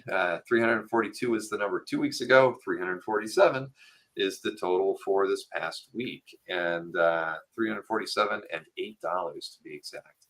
So let's see. Top 3 from eBay. Top 3 from Heritage. That's a weird spot for Ashton to start the video out at, but what do we got here? It's an Art. Is it going to move? There it goes. All right, Art Adams Marvel Fanfare unused cover to issue 13, sold for $17,350. And I actually went and double checked it on that one site where I could see final actual prices, and it still said $17,350. So there you have it. Then we have a Ryan Stegman Venom number 12 cover, sold for $7,611. Then, last but not least, this was a Jack Kirby Devil Dinosaur 4-page listed at $6,500, but it was bought with a make offer of $3,500, which sounds a bit more appropriate for that. That's a good price. It is. I'd be happy if I could get a Kirby for that price. Then back over to Heritage, we've got a Otto Mesmer Felix Sunday, sold for $4,080. Then a Dick Ayers Sergeant Fury annual 3-page splash page. This one for $3,840. So like Tony Stark slaving away in there on a keep those commies off of me. And then we showed this one off last week. The Alex Saviuk Web of Spider-Man annual 3 splash page went for $3,600. So there you go. That's it. But yeah, so they made it up in volume. Almost 300. What was it? 296 auctions closed by Heritage. They made up 161 of that. strangely, eBay probably because of those couple sales, they had 742 sales, made up 185,000. So interesting week for eBay, I guess. So, but that Art Adams, is that 17,000? I mean, I guess if it was a published cover, well, if it was a published cover from that era, it'd probably be more. So maybe 17 is about right. If you really want a vintage Adams image. Yeah, I mean, it's like primitive Adams or whatever you want to say, proto Adams. Yep. Mr. Easy Go Lucky bought a bunch of Kirby Devil Dinosaur pages for under $300 back in the day. And what day was that, Mr. Easy Go Lucky? The 90s, right? I don't remember them being, well, who knows? Maybe when I first started collecting, they could have been around $300. I have no They were already like $1,000 by the time I started, I think. And that was in the early 2000s. Well, sorry, man. Yeah, Yep. it is what it is. But okay, well, I think we can get on with our picks here. We're making good time. We're only an hour and 45 minutes. Blazing through. Yeah, I like getting done a little earlier instead of going to midnight. Like we were on a roll there for a while. Mr. Easy Go Lucky said they were on eBay too. So I wonder who was selling them. Was it always the same seller? Curious if somebody just had a large stack of Devil Dinosaur Kirby pages. Wouldn't surprise me. All right, I'm getting a weird prompt from Twitter that my stream was off and now it's back on and it's covering up half of my screen at the moment, and there's no close button for it. All right, well, I'm gonna have to write the UI is what that. Yeah, I'm gonna write. I have to write the StreamYard about that. That's no good at all. All right, here we go. Let me get the first set of picks on here up by you. And do you know you picked 3 pieces by the same collector? I did. Either I was clicking the wrong links. I'm pretty sure. Oh man. Don't feel bad. Let's see. It's possible because I do remember I knew I picked 2 by the same guy, and I was actually gonna say I know I picked 2 by the same guy, but it was 3. Pretty sure. And well, because the funny thing is I picked one from them as well. Well, they added so much art, and so much good art. They did that. I like the piece I picked. I like the ones that you picked too. But it was funny. I never look at names until I get. I don't either. When I look at them when I'm making the mailing, and I'm like, oh, it's that guy. Okay, and then, there's another one. And then, oh shoot, there's a third one. So, anyways, it's fine. If anything, that should show that I don't play favorites because I have no effing idea whose galleries these are in. Grand Slam, says Rick Welch. Okay, yeah, that's a hat trick. Snork plays the favorites. Okay, Yeah. The fix is in. Okay. All right, where are we at? So first up, I didn't tell Pepe the Rise. That's a really nice piece. And this is in Colin McMaster's Calf Gallery. An homage and a nice one. Yeah, I love the Vision. One of my very favorite Avengers, certainly, but even maybe one of my favorite Marvel characters. And this is such a great classic cover. And to have him do an homage to it, I think was interesting. I think at the time, I remember seeing the book when it came out and thinking like, oh, what a cool choice to do an homage for this. And then to find out that it had been done traditionally made it even more exciting because he's so heavily digital. He does like a few traditional pieces a year, I feel like. And for this to be one of those, I think was a great choice because those washes and, this is just a great looking piece. Agreed. Yeah. I mean, there's a lot of depth to this one. Mm-hmm. And I like it. And because it's a, as a cover, it has been, there's been so many homages from it, right? Recreations by other artists just for fun or other reasons. And this one is really, really nice, really well done, and it stands out from a lot of the others for different reasons, but mainly just because it's so it's painted and there's a lot of depth to it. I like it. And Rich says that he managed to avoid the Kirby pancake hands. Yes, he did. All right, let's see. I got my like on that one, and then I'll get it over here now. This was in Shannon Slayton's Calf Gallery. My goodness, Kevin can draw a British Hulk, can't he? Right. I mean, no secret. I love Nolan. That's an easy one for me. But the reason I picked this is because I think it was such a cool stylistic choice for how bold he inked the Hulk.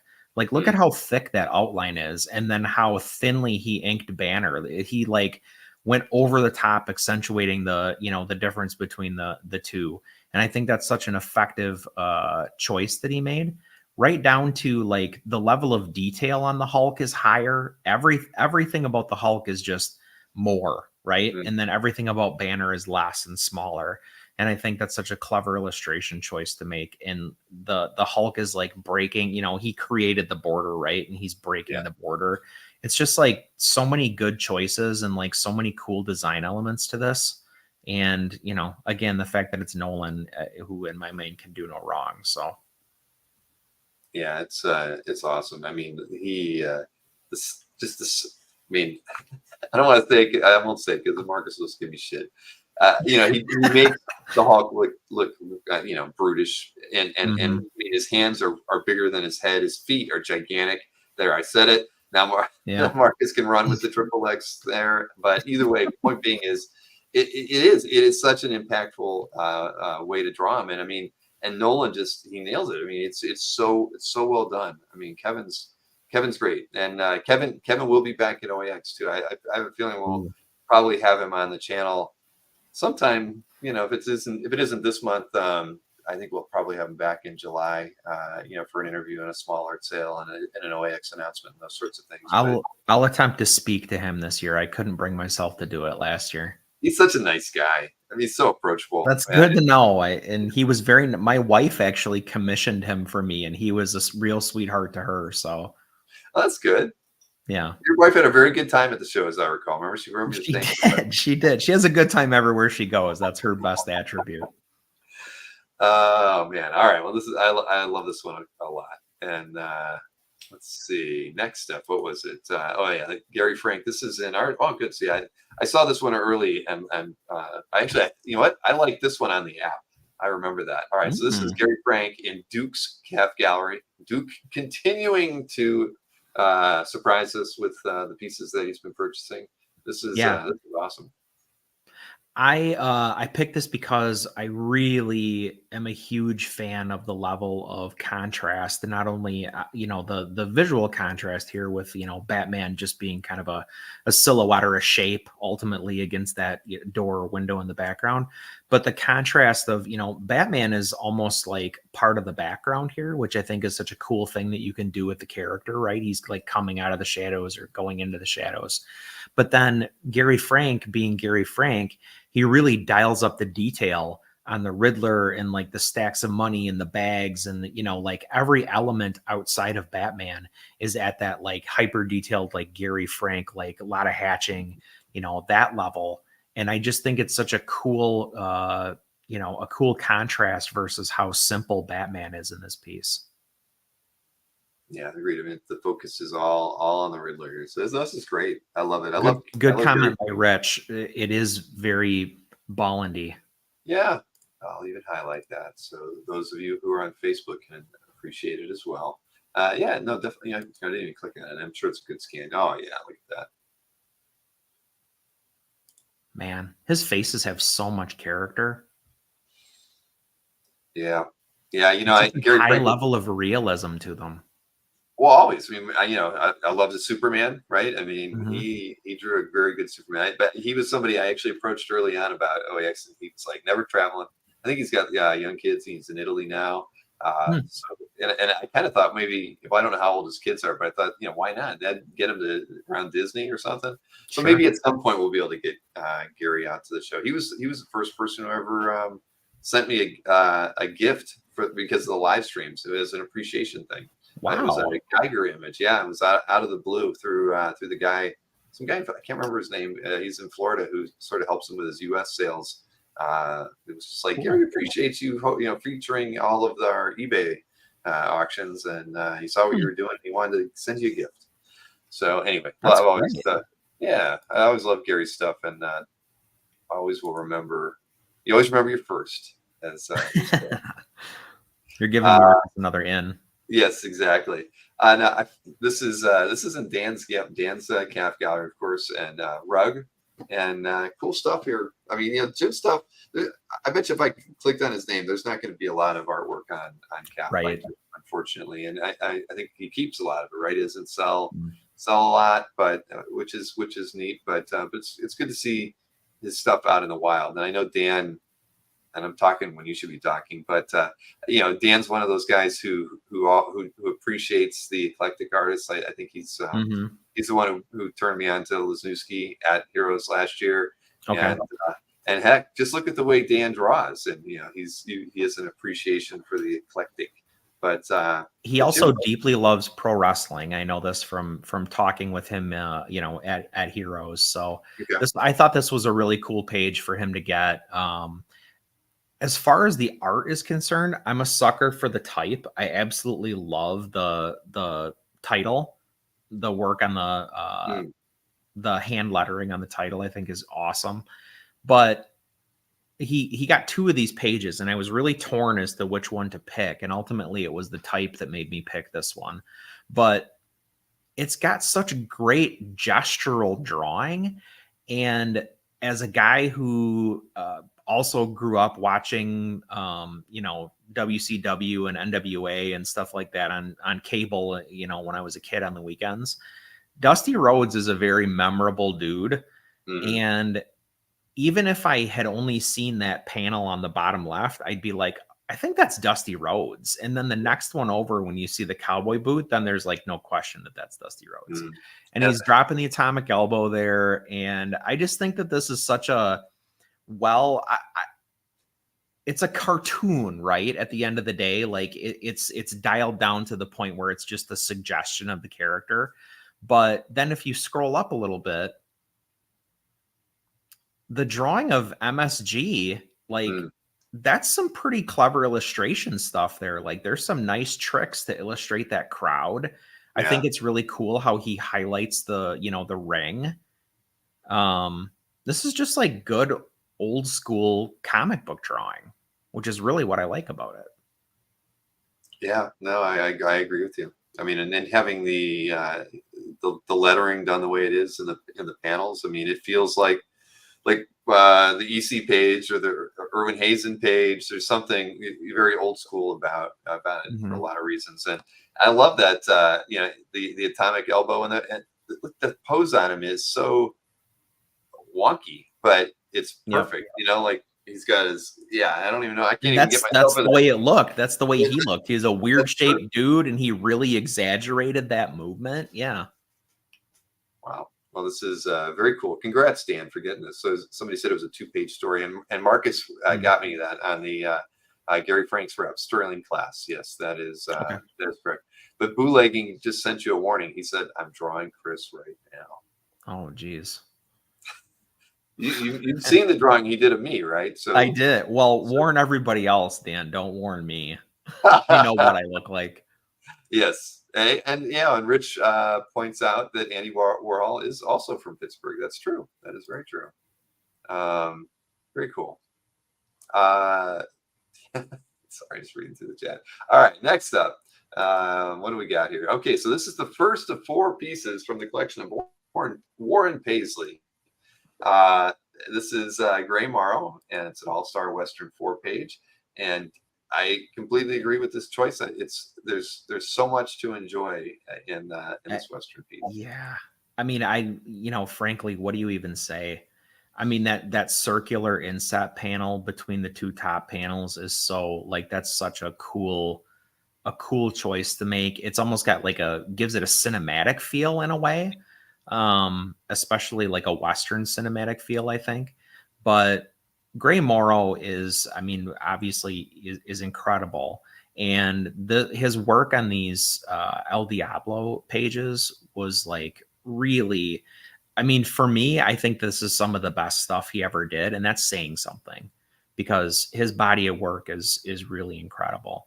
But can you, I know I talk so much about how people draw horses, and that's because I have a kind of a traumatic brain injury about drawing animals from my past. But does this get bigger? No, it doesn't. That was the problem with all of Warren's stuff, because he's not right. No, he is not premium, so we can't zoom in on any of these. But take my word for it for right now, but please go look at these after the fact. The horses are insane. They look so good. Yeah, no, it's this is a fantastic page. Because when I found the One Piece by Warren, I went and looked around at some of the other stuff in their cap gallery, and yeah, well, they have a lot of great pieces, but I came across this one too, and I thought it was amazing, and I loved it for that circular panel up at the top. Yeah. Yeah, just great storytelling. Let's see, what is it? Rich Danny says Warren is a local boy and worked with him a few times. Okay. That's the collector, by the way, and Morrow is a classic illustrator. Robert Berman, nice to see you, Robert. You were on that world tour there for a while. I hope you had a really great time. It looked like it. Then back over to right, it's Warren again. Yes, same size scan. This is how do you not pick this? I know. I saw this one too, and I saw you got it. Kirby Sinnott. I mean, look at this thing. You get the I know. oh my goodness, this thing is, and it's so clean that Yep. A lot of times they're overpowered with just the figures. They get kludgy. Right, exactly. But these first it works perfectly. You have 3 panels that is really all about the action, but it's Yep. not like focusing you in on a single character really, and then you just get that super close up. I mean, this is and what makes it is that first panel, with the big pillar falling down on a bunch of tiny figures. I love this page, and the second panel, awesome. Just seeing 2 guys' feet as he's flying away. Morgan's doing his stomp. Yeah. Right. God, I mean, this is such an amazing page. It's a perfect Kirby Sinnott FF page. Outside of the fact that it doesn't have the thing on it, but I do dearly love the Inhumans, and there's no more Inhuman trope that I love more than when someone is talking for Black Bolt. They're like, oh, he wants to tell us blah, blah, blah. And Triton's doing that in that third panel. I just love it. Yeah, everybody in the chat loves this thing too. Oh yeah. Yeah. Thank you, Marcus. But yeah, it is absolutely perfect. I mean, again, it's a 4-panel layout. I love them. I mean, I would really be happy to have this piece in my collection. Oh man.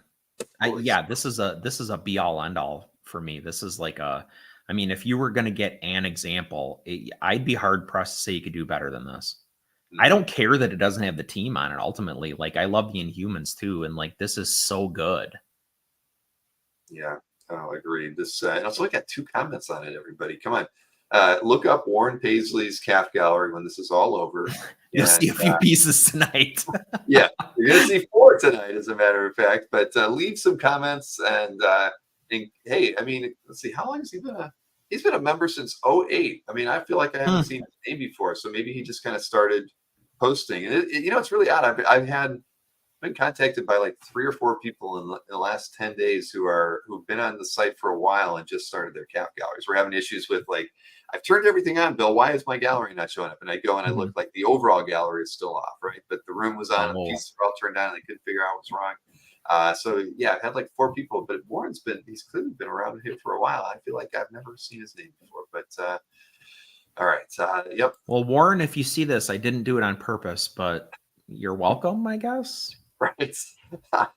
Well, we still have 1 more piece in your set to see, but this is not from Warren's calf gallery. This is Paulo Rinaldi's calf gallery. Pinosian inks on this Dale Keown. Yeah. Oh, that's slick. Nice. Yeah, one of the reasons I picked it, and you can kind of see it. Like, there's places on, like, the striations on the Hulk that I feel like are kind of Pinosian-esque, Pinosian-y. I don't know what you want to say there. But the trees in the background on that bottom panel are so cool. And, if I'm being honest, I'm a Keown mark from way back. Like, the only time I ever read the Hulk was when he was the artist. And I think a lot of people are that way, if I'm being honest. So he has a special place in my heart because between he and Peter David, they actually made me like the Hulk for a while. And if he draws the Hulk, I'm there for it. And I liked Pitt too. I actually read Pitt. It's hard to say you read Pitt. I looked at Pitt because it was really about, you couldn't make heads or tails of what was going on in that book. And like the stories were really, it didn't matter. You were there to see Dale's art, and it was great for that. And then putting those 2 things together, I mean, for Dale, I think certainly was a no-brainer. So this was kind of a cool book from that perspective. Well, I mean, I like the page as well. I mean, I mean, what's not to like in this thing? It's Yeah. you know, I actually like the way these first 6 panels are drawn because they're kind of they feel like they're real. I'm looking at them through a TV or something. They're Yeah. just they have that quality. They're a little loose and unfinished, and then you get this the hyper detail in the forest and the couple and all that stuff. It's really a very, very nice page. So Yeah. Paulo, congrats on that one. Wait a minute, it's in this. Oh, look at that. Is it real? Oh, Oh, man, I messed up 6 ways till Sunday this week. I was blinded by the Hulk's pea-size head. Oh boy, yeah. Damn. Oh well, hey, it happens. We'll see. I'll do better next week. You just keep trying, Chris. Work was crazy. I was in a hurry when I was doing my picks. I apologize. Now here's Warren's third piece from you. Let me get the like on this one. Gil Kane, Joe Sinnott, and this is Western Gunfighters. I didn't even know that was a title. Western Gunfighters. I had never heard of the title. Like that's part of the reason I picked it. I was like, well, how have I never seen this before? Yeah. But it's got a Kane nasal shot, which I know people really get a kick out of. So that's a good reason to pick it. But that composition, so the composition of the cover is kind of like Sign of the Times, right? You've got the little like figures on the left and then like the action scene and the titles. And like, that's just, that was happening a lot back then. But I absolutely love what he packed into that square. I mean, there is so much happening in there. The poses are wild. They're really exaggerated, which he was kind of also known for. But man alive, that square image, for whatever reason, maybe it's the fact that he had to like condense it so much, but I think it looks so good like that. Yeah, no, I agree. I think what did I see earlier today? That Michael Golden Avengers Annual somebody was saying like it had the worst cover ever and the interiors were great, right? Because the cover had like all these boxy, the Cap loses his shield and Iron Man's power is out or whatever the hell, and it was all and it's like sometimes you have these bad covers that are that just and you see this, and this is done really well. I mean, it's funny, it's almost like a title page because bringing the characters down the side, or a DC. This could be a DC issue kind of cover, but I mean, overall, like as a former graphic designer, it's an ugly cover. Like when but like I said, this is kind of what was happening back then. But it's that square, like everything that he managed to get into that square, and like how cool those poses are. And like if I saw this on the stands, I would be like, man alive, like this looks good. This looks good to me. I would have picked this up. Yeah. I don't know who Apache Kid and Matt Slade are. I know who Black Rider is, but yeah.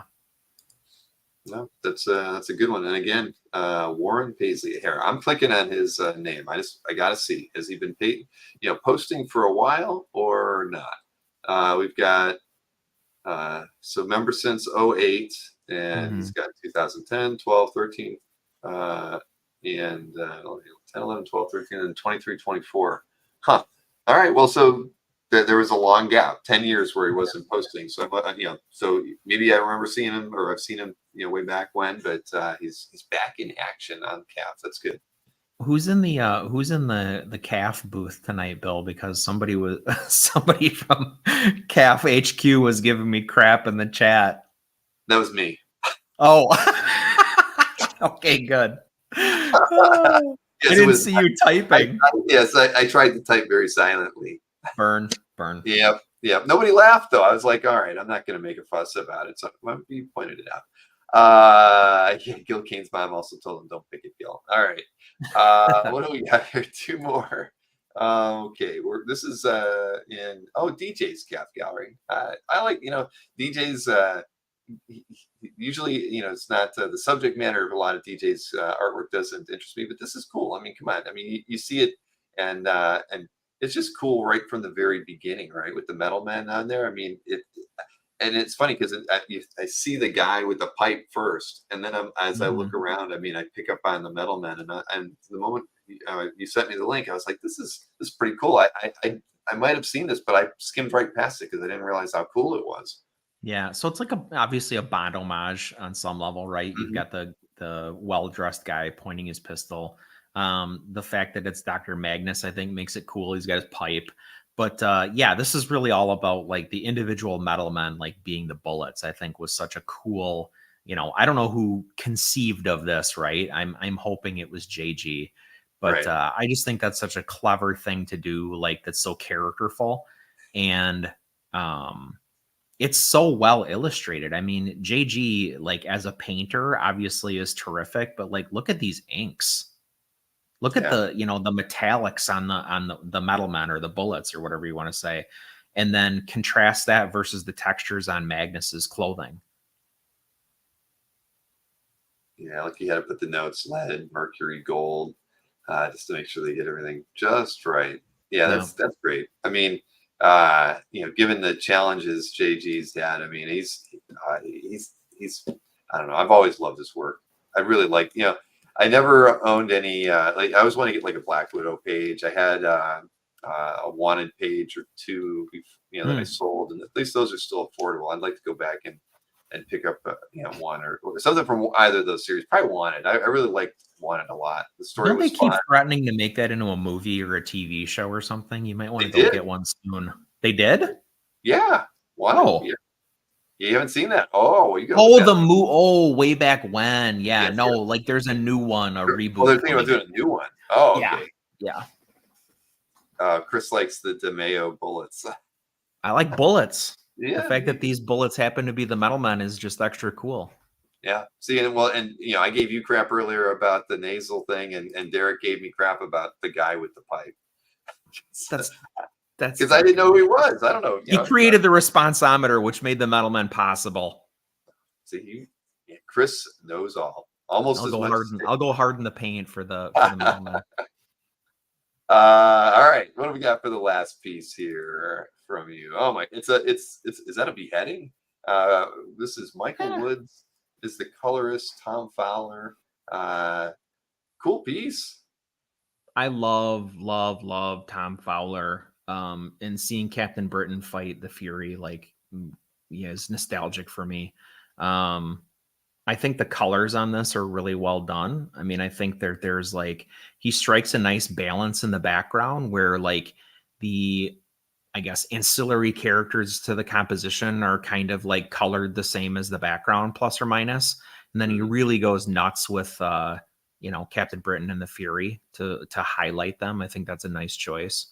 But Tom Fowler is just next level. I have yet to see him do anything that I really don't like. Yeah, I mean, this is it's a crazy image, and the way he treats anatomy is very interesting. I mean, just looking at the way he's handled him is just crazy. Even I don't know. I like this piece a lot. What is it? Yeah, he's twisting. I mean, he does exaggerate. There's I don't know, kind of a Kurtzman feel to it in places where it's twisty or thin or exaggerated, but powerful, right? I mean, Captain Britain is looking like Captain Britain there. Yeah, I like this a lot. Travis.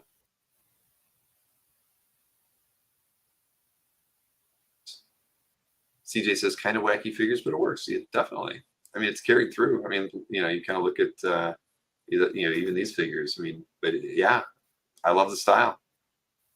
Me too. Very nice. Yeah. What do we got? We got a few comments on there. We could do some more. John Bamber hanging out, and Matt Reed, and Marcus and Mikhail. All right. Yeah, brutal. All right. Well, 10 very good picks, 3 by the same owner. Nothing wrong with that, because I'm going to add the 4th here to it. And hey, we had a few new advertisers come on this week, everybody. Not to throw a sales pitch in there, but I just was reminded. I saw Dexter Vines. Dex, wanted to test the waters, advertise a little bit, and so there's a link over to what was his Big Cartel site. I can't even remember what he uses as a sales platform, but there you have that. And who else? We have a few other advertisers coming on too. Where are the ads? I can't even remember. Oh, the Artist Bullpen, and then I've got two other people who are going to be joining us. Corner for Art just signed on. They work a lot with Heritage over in Europe, and they're based in Spain. So yeah, I mean, I don't know. I mean, the more we do, the more people are interested in working with us. So it's kind of interesting the number of people who are approaching us these days, curious about how to do more with comic art fans. Marcus is trying to pull the thread on a sweater that doesn't exist right now. Marcus, I'm just a moron. It's got nothing to do with something insidious. I'm just slow. Mm-hmm. That's all right. Let him pick away. Let's see. Fun. All right, where is that? All right, here's my stuff. There we go. Let's see. Hopefully none of mine are for sale, but you never know. You never know. I try to avoid it, but it's happened to me as well. So I picked a McFarlane piece, and I don't pick Todd stuff too often. There was just something about the lighting. I love the use of the black. So I love this last panel. As weird as it is, dark house, just a few windows lit. But I love everything kind of leading up to it. The guy coming into the house. I love the way the blacks are handled throughout this. I just thought it was just a really kind of non-McFarlane-y kind of page. So true. I went with this because we're so used to the vertical panels, especially in his kind of around town kind of scenes. And so there you go. And this was from the Far Gallery. Does that mean it's for sale? No, thank goodness. It's not for sale. But anyways, there you go. I don't pick a lot of McFarlane art. I thought Scott Wingo would appreciate it if I picked one piece. So there you have it. Let me get the like on that one. This is in Tyler T's Calf Gallery. Caleb Addy. I did too. I mean, I wasn't really familiar with his work, and then that I don't know what I saw first. I think I might have saw one piece on Calf. Kazra was working, trying to get Caleb to do mystery sketches, and it all kind of came together at the same time. Where I was like, "Yeah, this guy's stuff is pretty good. I like it a lot. It's different. It's right in." Tyler's always finding these independent new guys, and I think this is cool. It's a little Jay Lee-ish to me, like in a good way. That's not a slight. But it does definitely have like a horror element to it or horror feel to it. Which is always interesting to see, guys who are kind of in that bent, like have to stretch their legs a little bit and work on a superhero. So I think that's a cool thing to do. But like my favorite thing about this by far is the fact that the whole composition is a hand. Wait a minute. I didn't even notice that. So he's fighting the hand, right? Yes. Okay, I get it. Yeah. Yep. The gouts of blood are like fingers. Yeah, nice. I do see that now. That's but this is cool.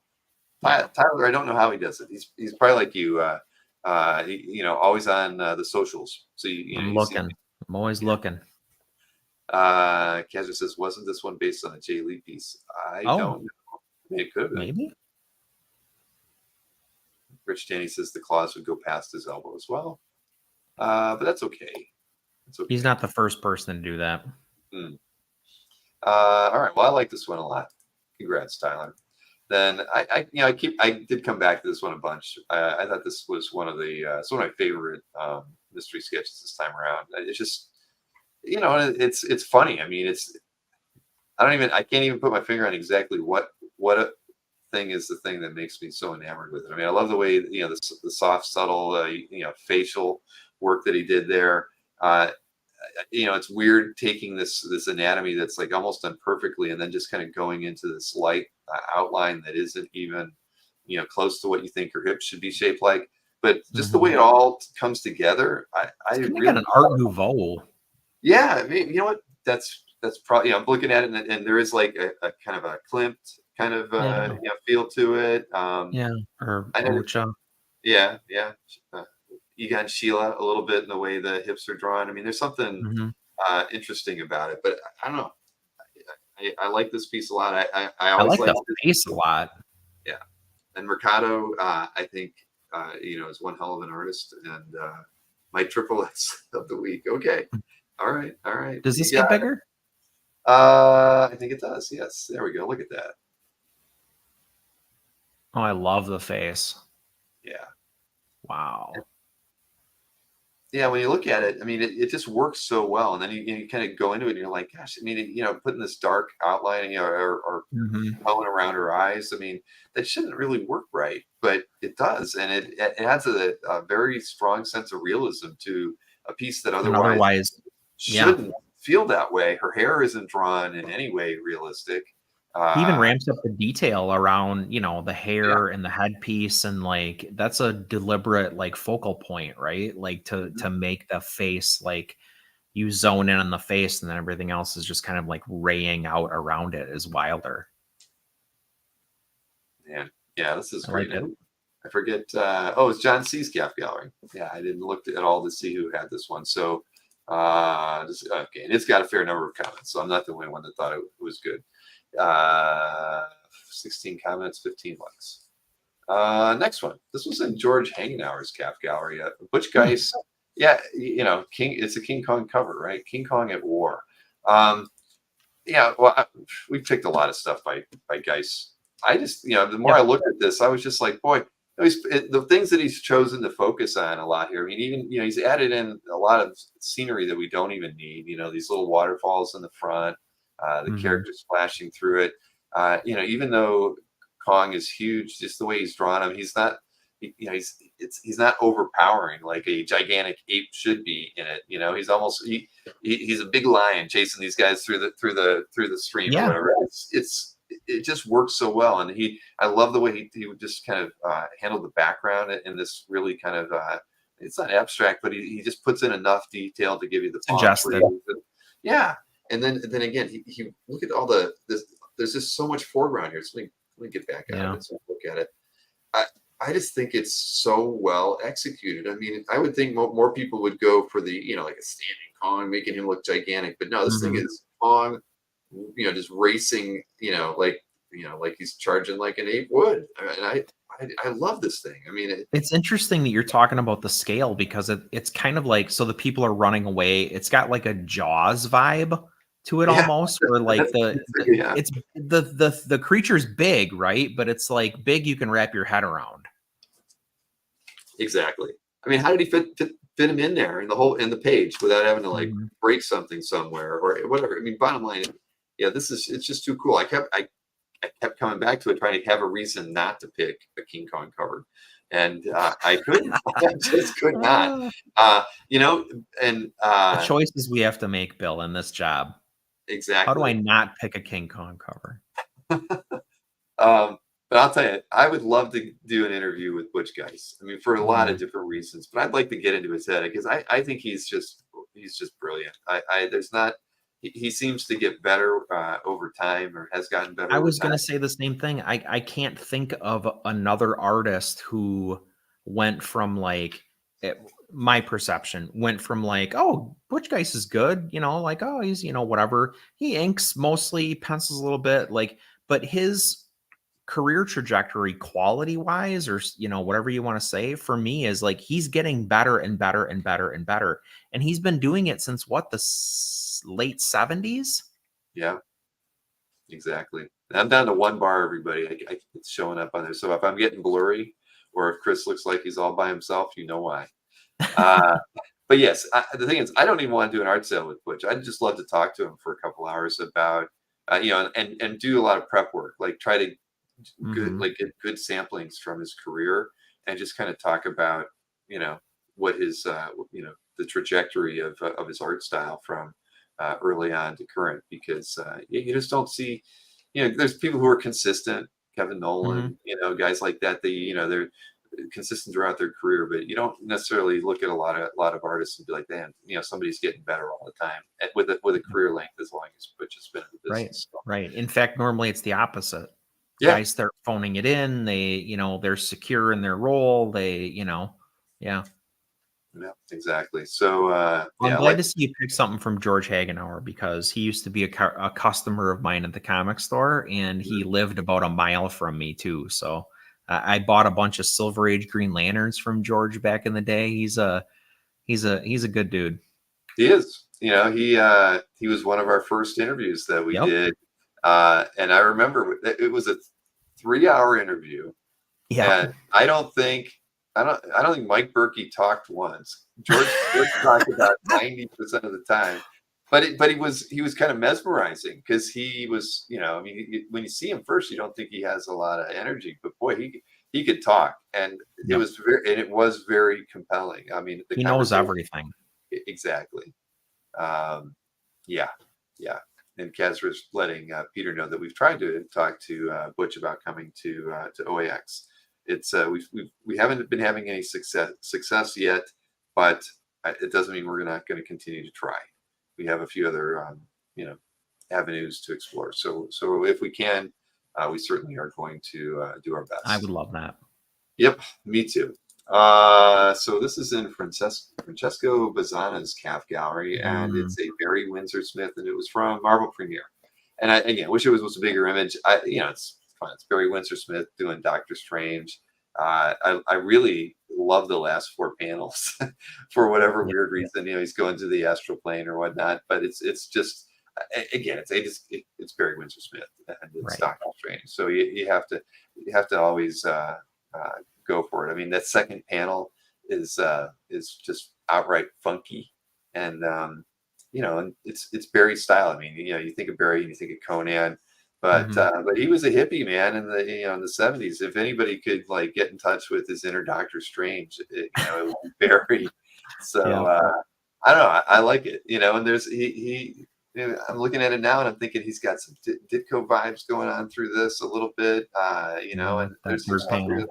Yeah, the third panel, totally. And yeah, this is totally cool. And Francesco, he didn't write anything about this piece. How can you not have a little bit of something in here about why you wanted to add this to your collection? Or is it for sale? No, it's not for sale. All right, good. There had to be something wrong with this thing. But at any rate, I think it's cool. I mean, I'll probably never own anything by Barry Windsor Smith, but this would be a page I'd be happy to have. Then here's my Warren Paisley piece. Okay. The moment I saw this thing, I was like, you know, last week, I'm like, I know I'm featured in that piece. You know, I love the machinery, and you know, it's Royer inks over Kirby. But I was so enamored, you know, by this piece. I just thought it was freaky awesome, and I have, you know, I can't say that I ever remember reading Black Panther 5, so I don't know anything about the story, but I just thought this was awesome. And because again, you know, if you squint, it's like it's all these abstract shapes. You know, it's the you know, the tiles and the floor behind them, and then there's the machinery. It's all going in different angles. It should be just a big mess. You know, even the woman, you know, the way he's handling the dark shadow shapes on their clothing, you know, for Black Panther or around her I don't want to say her chest. Yeah, exactly. So it's like, why do that? You know, they're just funny shapes, but it's all Kirby, man. I love this thing from the minute I saw it, and I knew I was going to feature it. So it's a beauty. It is. So again, Warren, thank you for posting all of this art to CAF in the last week. I don't think we've ever picked 4 pieces from one person in a week. We definitely haven't. I know I've never picked 3. I think I've only picked 2 like a few times. Mm-hmm. Right. It's very rare. I mean, sometimes you and I will both pick one from the but yeah. But I this one, the moment I saw it, and it might have been like last Wednesday or something, I was like, yep. When it comes time to finalize things, that's going to be in it. So we get my like on there, and you know, that's a piece I don't comment too often. Everybody knows that, but I think I'm going to leave this one open. I'm going to leave a comment on it. Then Simone DeMeo. Are there bullets on this one? Yeah, there are. Yep. I think those are bullets. Yeah. And pearls. And pearls too. This thing was just so wild. I mean, again, there's a lot of reasons to like DeMeo. I mean, he's such a nice guy, and he's got a very unique style. I could have passed this one by, but I mean, I know Batman's kind of chunky in this and all that, but it's DKR though. I know, so I don't mind it. I really, the lighting on it is fun. It's, you know, the lighting kind of behind Batman in this thing. You know, he's put a lot of thought into it. I just love it, and you know, I know that we got to see a couple pages that were for sale by Carl. I think they were from Robin last night. DeMeo's stuff is always just really solid, but you know, I love the way he treats in this case, you know, Gotham behind them, the buildings. He always works them in there, and it just adds this extra dimension to the pieces, because there's like this vertigo type of feel he gets in these buildings, and they're flat. But they have, again, and you see it in so much of his work. Anyway, I love this piece, and I wanted to skip it, but I couldn't kick it out of my set. Yeah, I love the angles he chooses, the perspective he like shoots at, or whatever you want to say. For the compositions is always, not always, but many times is extreme. And to your point, he grounds it with those very 2D buildings in the background that really highlight those figures. Yeah, agreed. So let's see here. Who is it? Joe Atala. So congrats, Joe. Let's see. He had to play. Okay, so Joe met him at OAX, and he agreed to do a cover quality commission for him. Cool. See, I didn't even read about that. Joe A. Well, Joe, lots of comments on it. That's good. I'd like to see that. Magnolia cover on this one. I think it's I got 2 from Francesco. Man, we got that's six pieces with 2 people. Boy, I will say this in my defense, it was a really weird week of art. Like there was so much for sale. There was so much from auction houses that was like, you'd go through an entire page and it was all red bordered. And like, I maybe got a little desperate at one point. Like, oh, I'm an 8, like, how am I going to get to 10? Well, this one I picked, because I picked it because there's a lot of characters on this one for Mike Mignola, right? Yep. I mean, we're used to the Hellboy covers where it, because he can make a damn good one, a single figure with Hellboy and around a set of tombstones or an old home. I have one right there. House, whatever. And just here Hellboy and an eagle.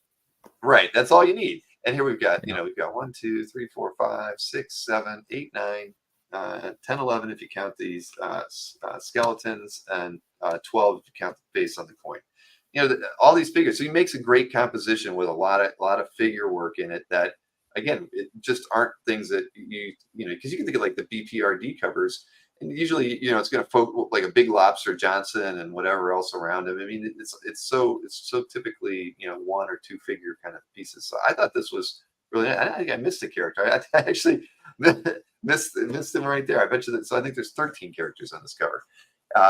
Anyway, I think this thing is awesome. And it just shows you that Mike is a very versatile guy, even with a lot of figures on that. I won't talk about Mignola any more than I already have, because Jason will start sending me nasty messages. And okay, I didn't read it. I figured it was the Gary Oldman, so Bram Stoker's Dracula cover. No more information than that. Can't read the year on it. Anyway, very nice piece. Congrats. So I hope that my last 2 pieces are not owned by Francesco or Warren. So let's see. Fingers crossed. Steve Criozier. All right, there we go. We've got the again. I talked about him earlier. He's got a great eye for war stuff, and I know he has an affinity for Russ Heath. And this is just a great page. I love the who doesn't? Shoot, man, I've been wanting to get a Russ Heath for a long time, and I would love to get a a dogfight page like this one. He paints a mean tank. I could go for something like that, but this is great. There's I love the different angles. I mean, I love the view from the cockpit on this one with the plane behind him, shooting at him. Then he's just throwing the angles all over the place. I mean, inside the cockpit with the pilot here, almost hitting the trees here. I mean, I love the little jagged edge on that panel, so you don't have to have so you can throw in the copy right there, down, and they blah blah blah. I really like the camera flip flop, or the POV flip flop in the last 2 panels, where you're looking at the American pilot from the front, and then you're looking past the German pilot from the back.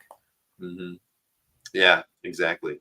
And POV would be another keyword we could throw into last night's show, and it would even add more viewers to it. Where my mind goes when I'm looking at Star Spangled War stories, but yeah, this is just so cool, and it's reminding me like of a page I once owned that I won't reference it, but it's just really, I love this damn thing. What is it? And you're right, Peter. I think Didn't there was an exhibit in Spain that Steve worked on that was for Russ Heath, if I'm not mistaken. I think we get some video from that maybe a year and a half or 2 years ago. I might have to go back and look at that. But yeah, I know Steve That rings a bell. Yeah, I might have it posted to the channel as a standalone. I'll have to go back and look. But either way, we're going to have Steve on to interview him. I think he's been a long time friend of Kazer's, so we'll definitely. Was it Kubert? Maybe you're right. Maybe it wasn't. Yeah. Yep. That's what it was. It wasn't Russ. Okay, but there you have it. All right, great piece, and we'll be able to talk with Steve later in the summer.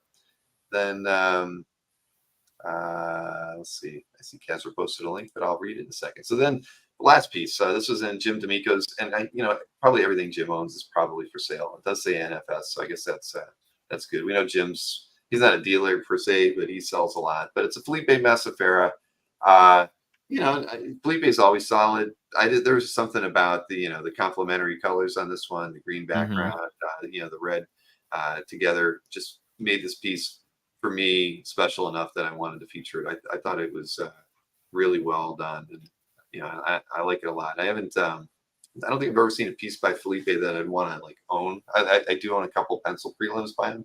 I just haven't seen a painted piece that I'd say man, I gotta own that. But this one would come close. I really do like the way this one's done, and since I know Mike, I've seen a lot of his work in person. So yeah, this one's cool. One of the better ones. I love the lighting on this. Yeah, me too. Let me get the like on this one. So yeah, there you go. All Incredible, right. Says Red Bullet Comics. What did number one Marvel fan's wife just say? Wife said the Westin is having the lobby redone to check in on the second floor. Sounds annoying. Oh, that's good. Well, I'm actually I booked so late. I'm not in the Westin actually. I'm just down the road a block. But so I guess I won't have to worry about that. But if the lobby's being redone, is the bar open? Ooh, that's where we all hang out. Yeah, that's everybody's going to be at Charlotte Beer Garden this year. Wow, that's That's and if you're a block away, you're a block closer to the beer garden. But I am actually, I don't know, that would be south. Yeah, I would assume the beer. Well, who knows? I don't know, north to south there, but I don't either. So if you come out of the Westin and you're facing the, if I was coming out of the Westin and facing the convention center, we're to the right. Oh, and no, you're another block away. There's Whole Foods, so we're so okay. I'm 1 block further from the beer garden. You got to get there, Bill. It is special. The most tapped beers under one roof in the entire country. All right. We'll see how often I can check in at on the app while I'm there. Attaboy. Maybe Friday night, right? I'll live vicariously through you this year. I have no plan. Well, the only thing Rob's having his usual get together on Saturday. Yep. So I plan to get over there for that. I think I heard somebody else is doing something over the weekend, maybe on Saturday too. But yeah, Friday I have nothing planned other than the fact of just getting in early. But we will miss you, Chris. Well, I'll be there in spirit. Yes, you will. All right, man. Well, listen, fun as always. We're going to try harder next week. We'll clean it up. We'll clean it up next week. Get 20 unique collectors for our 20 picks next week. Everybody, yes. We promise.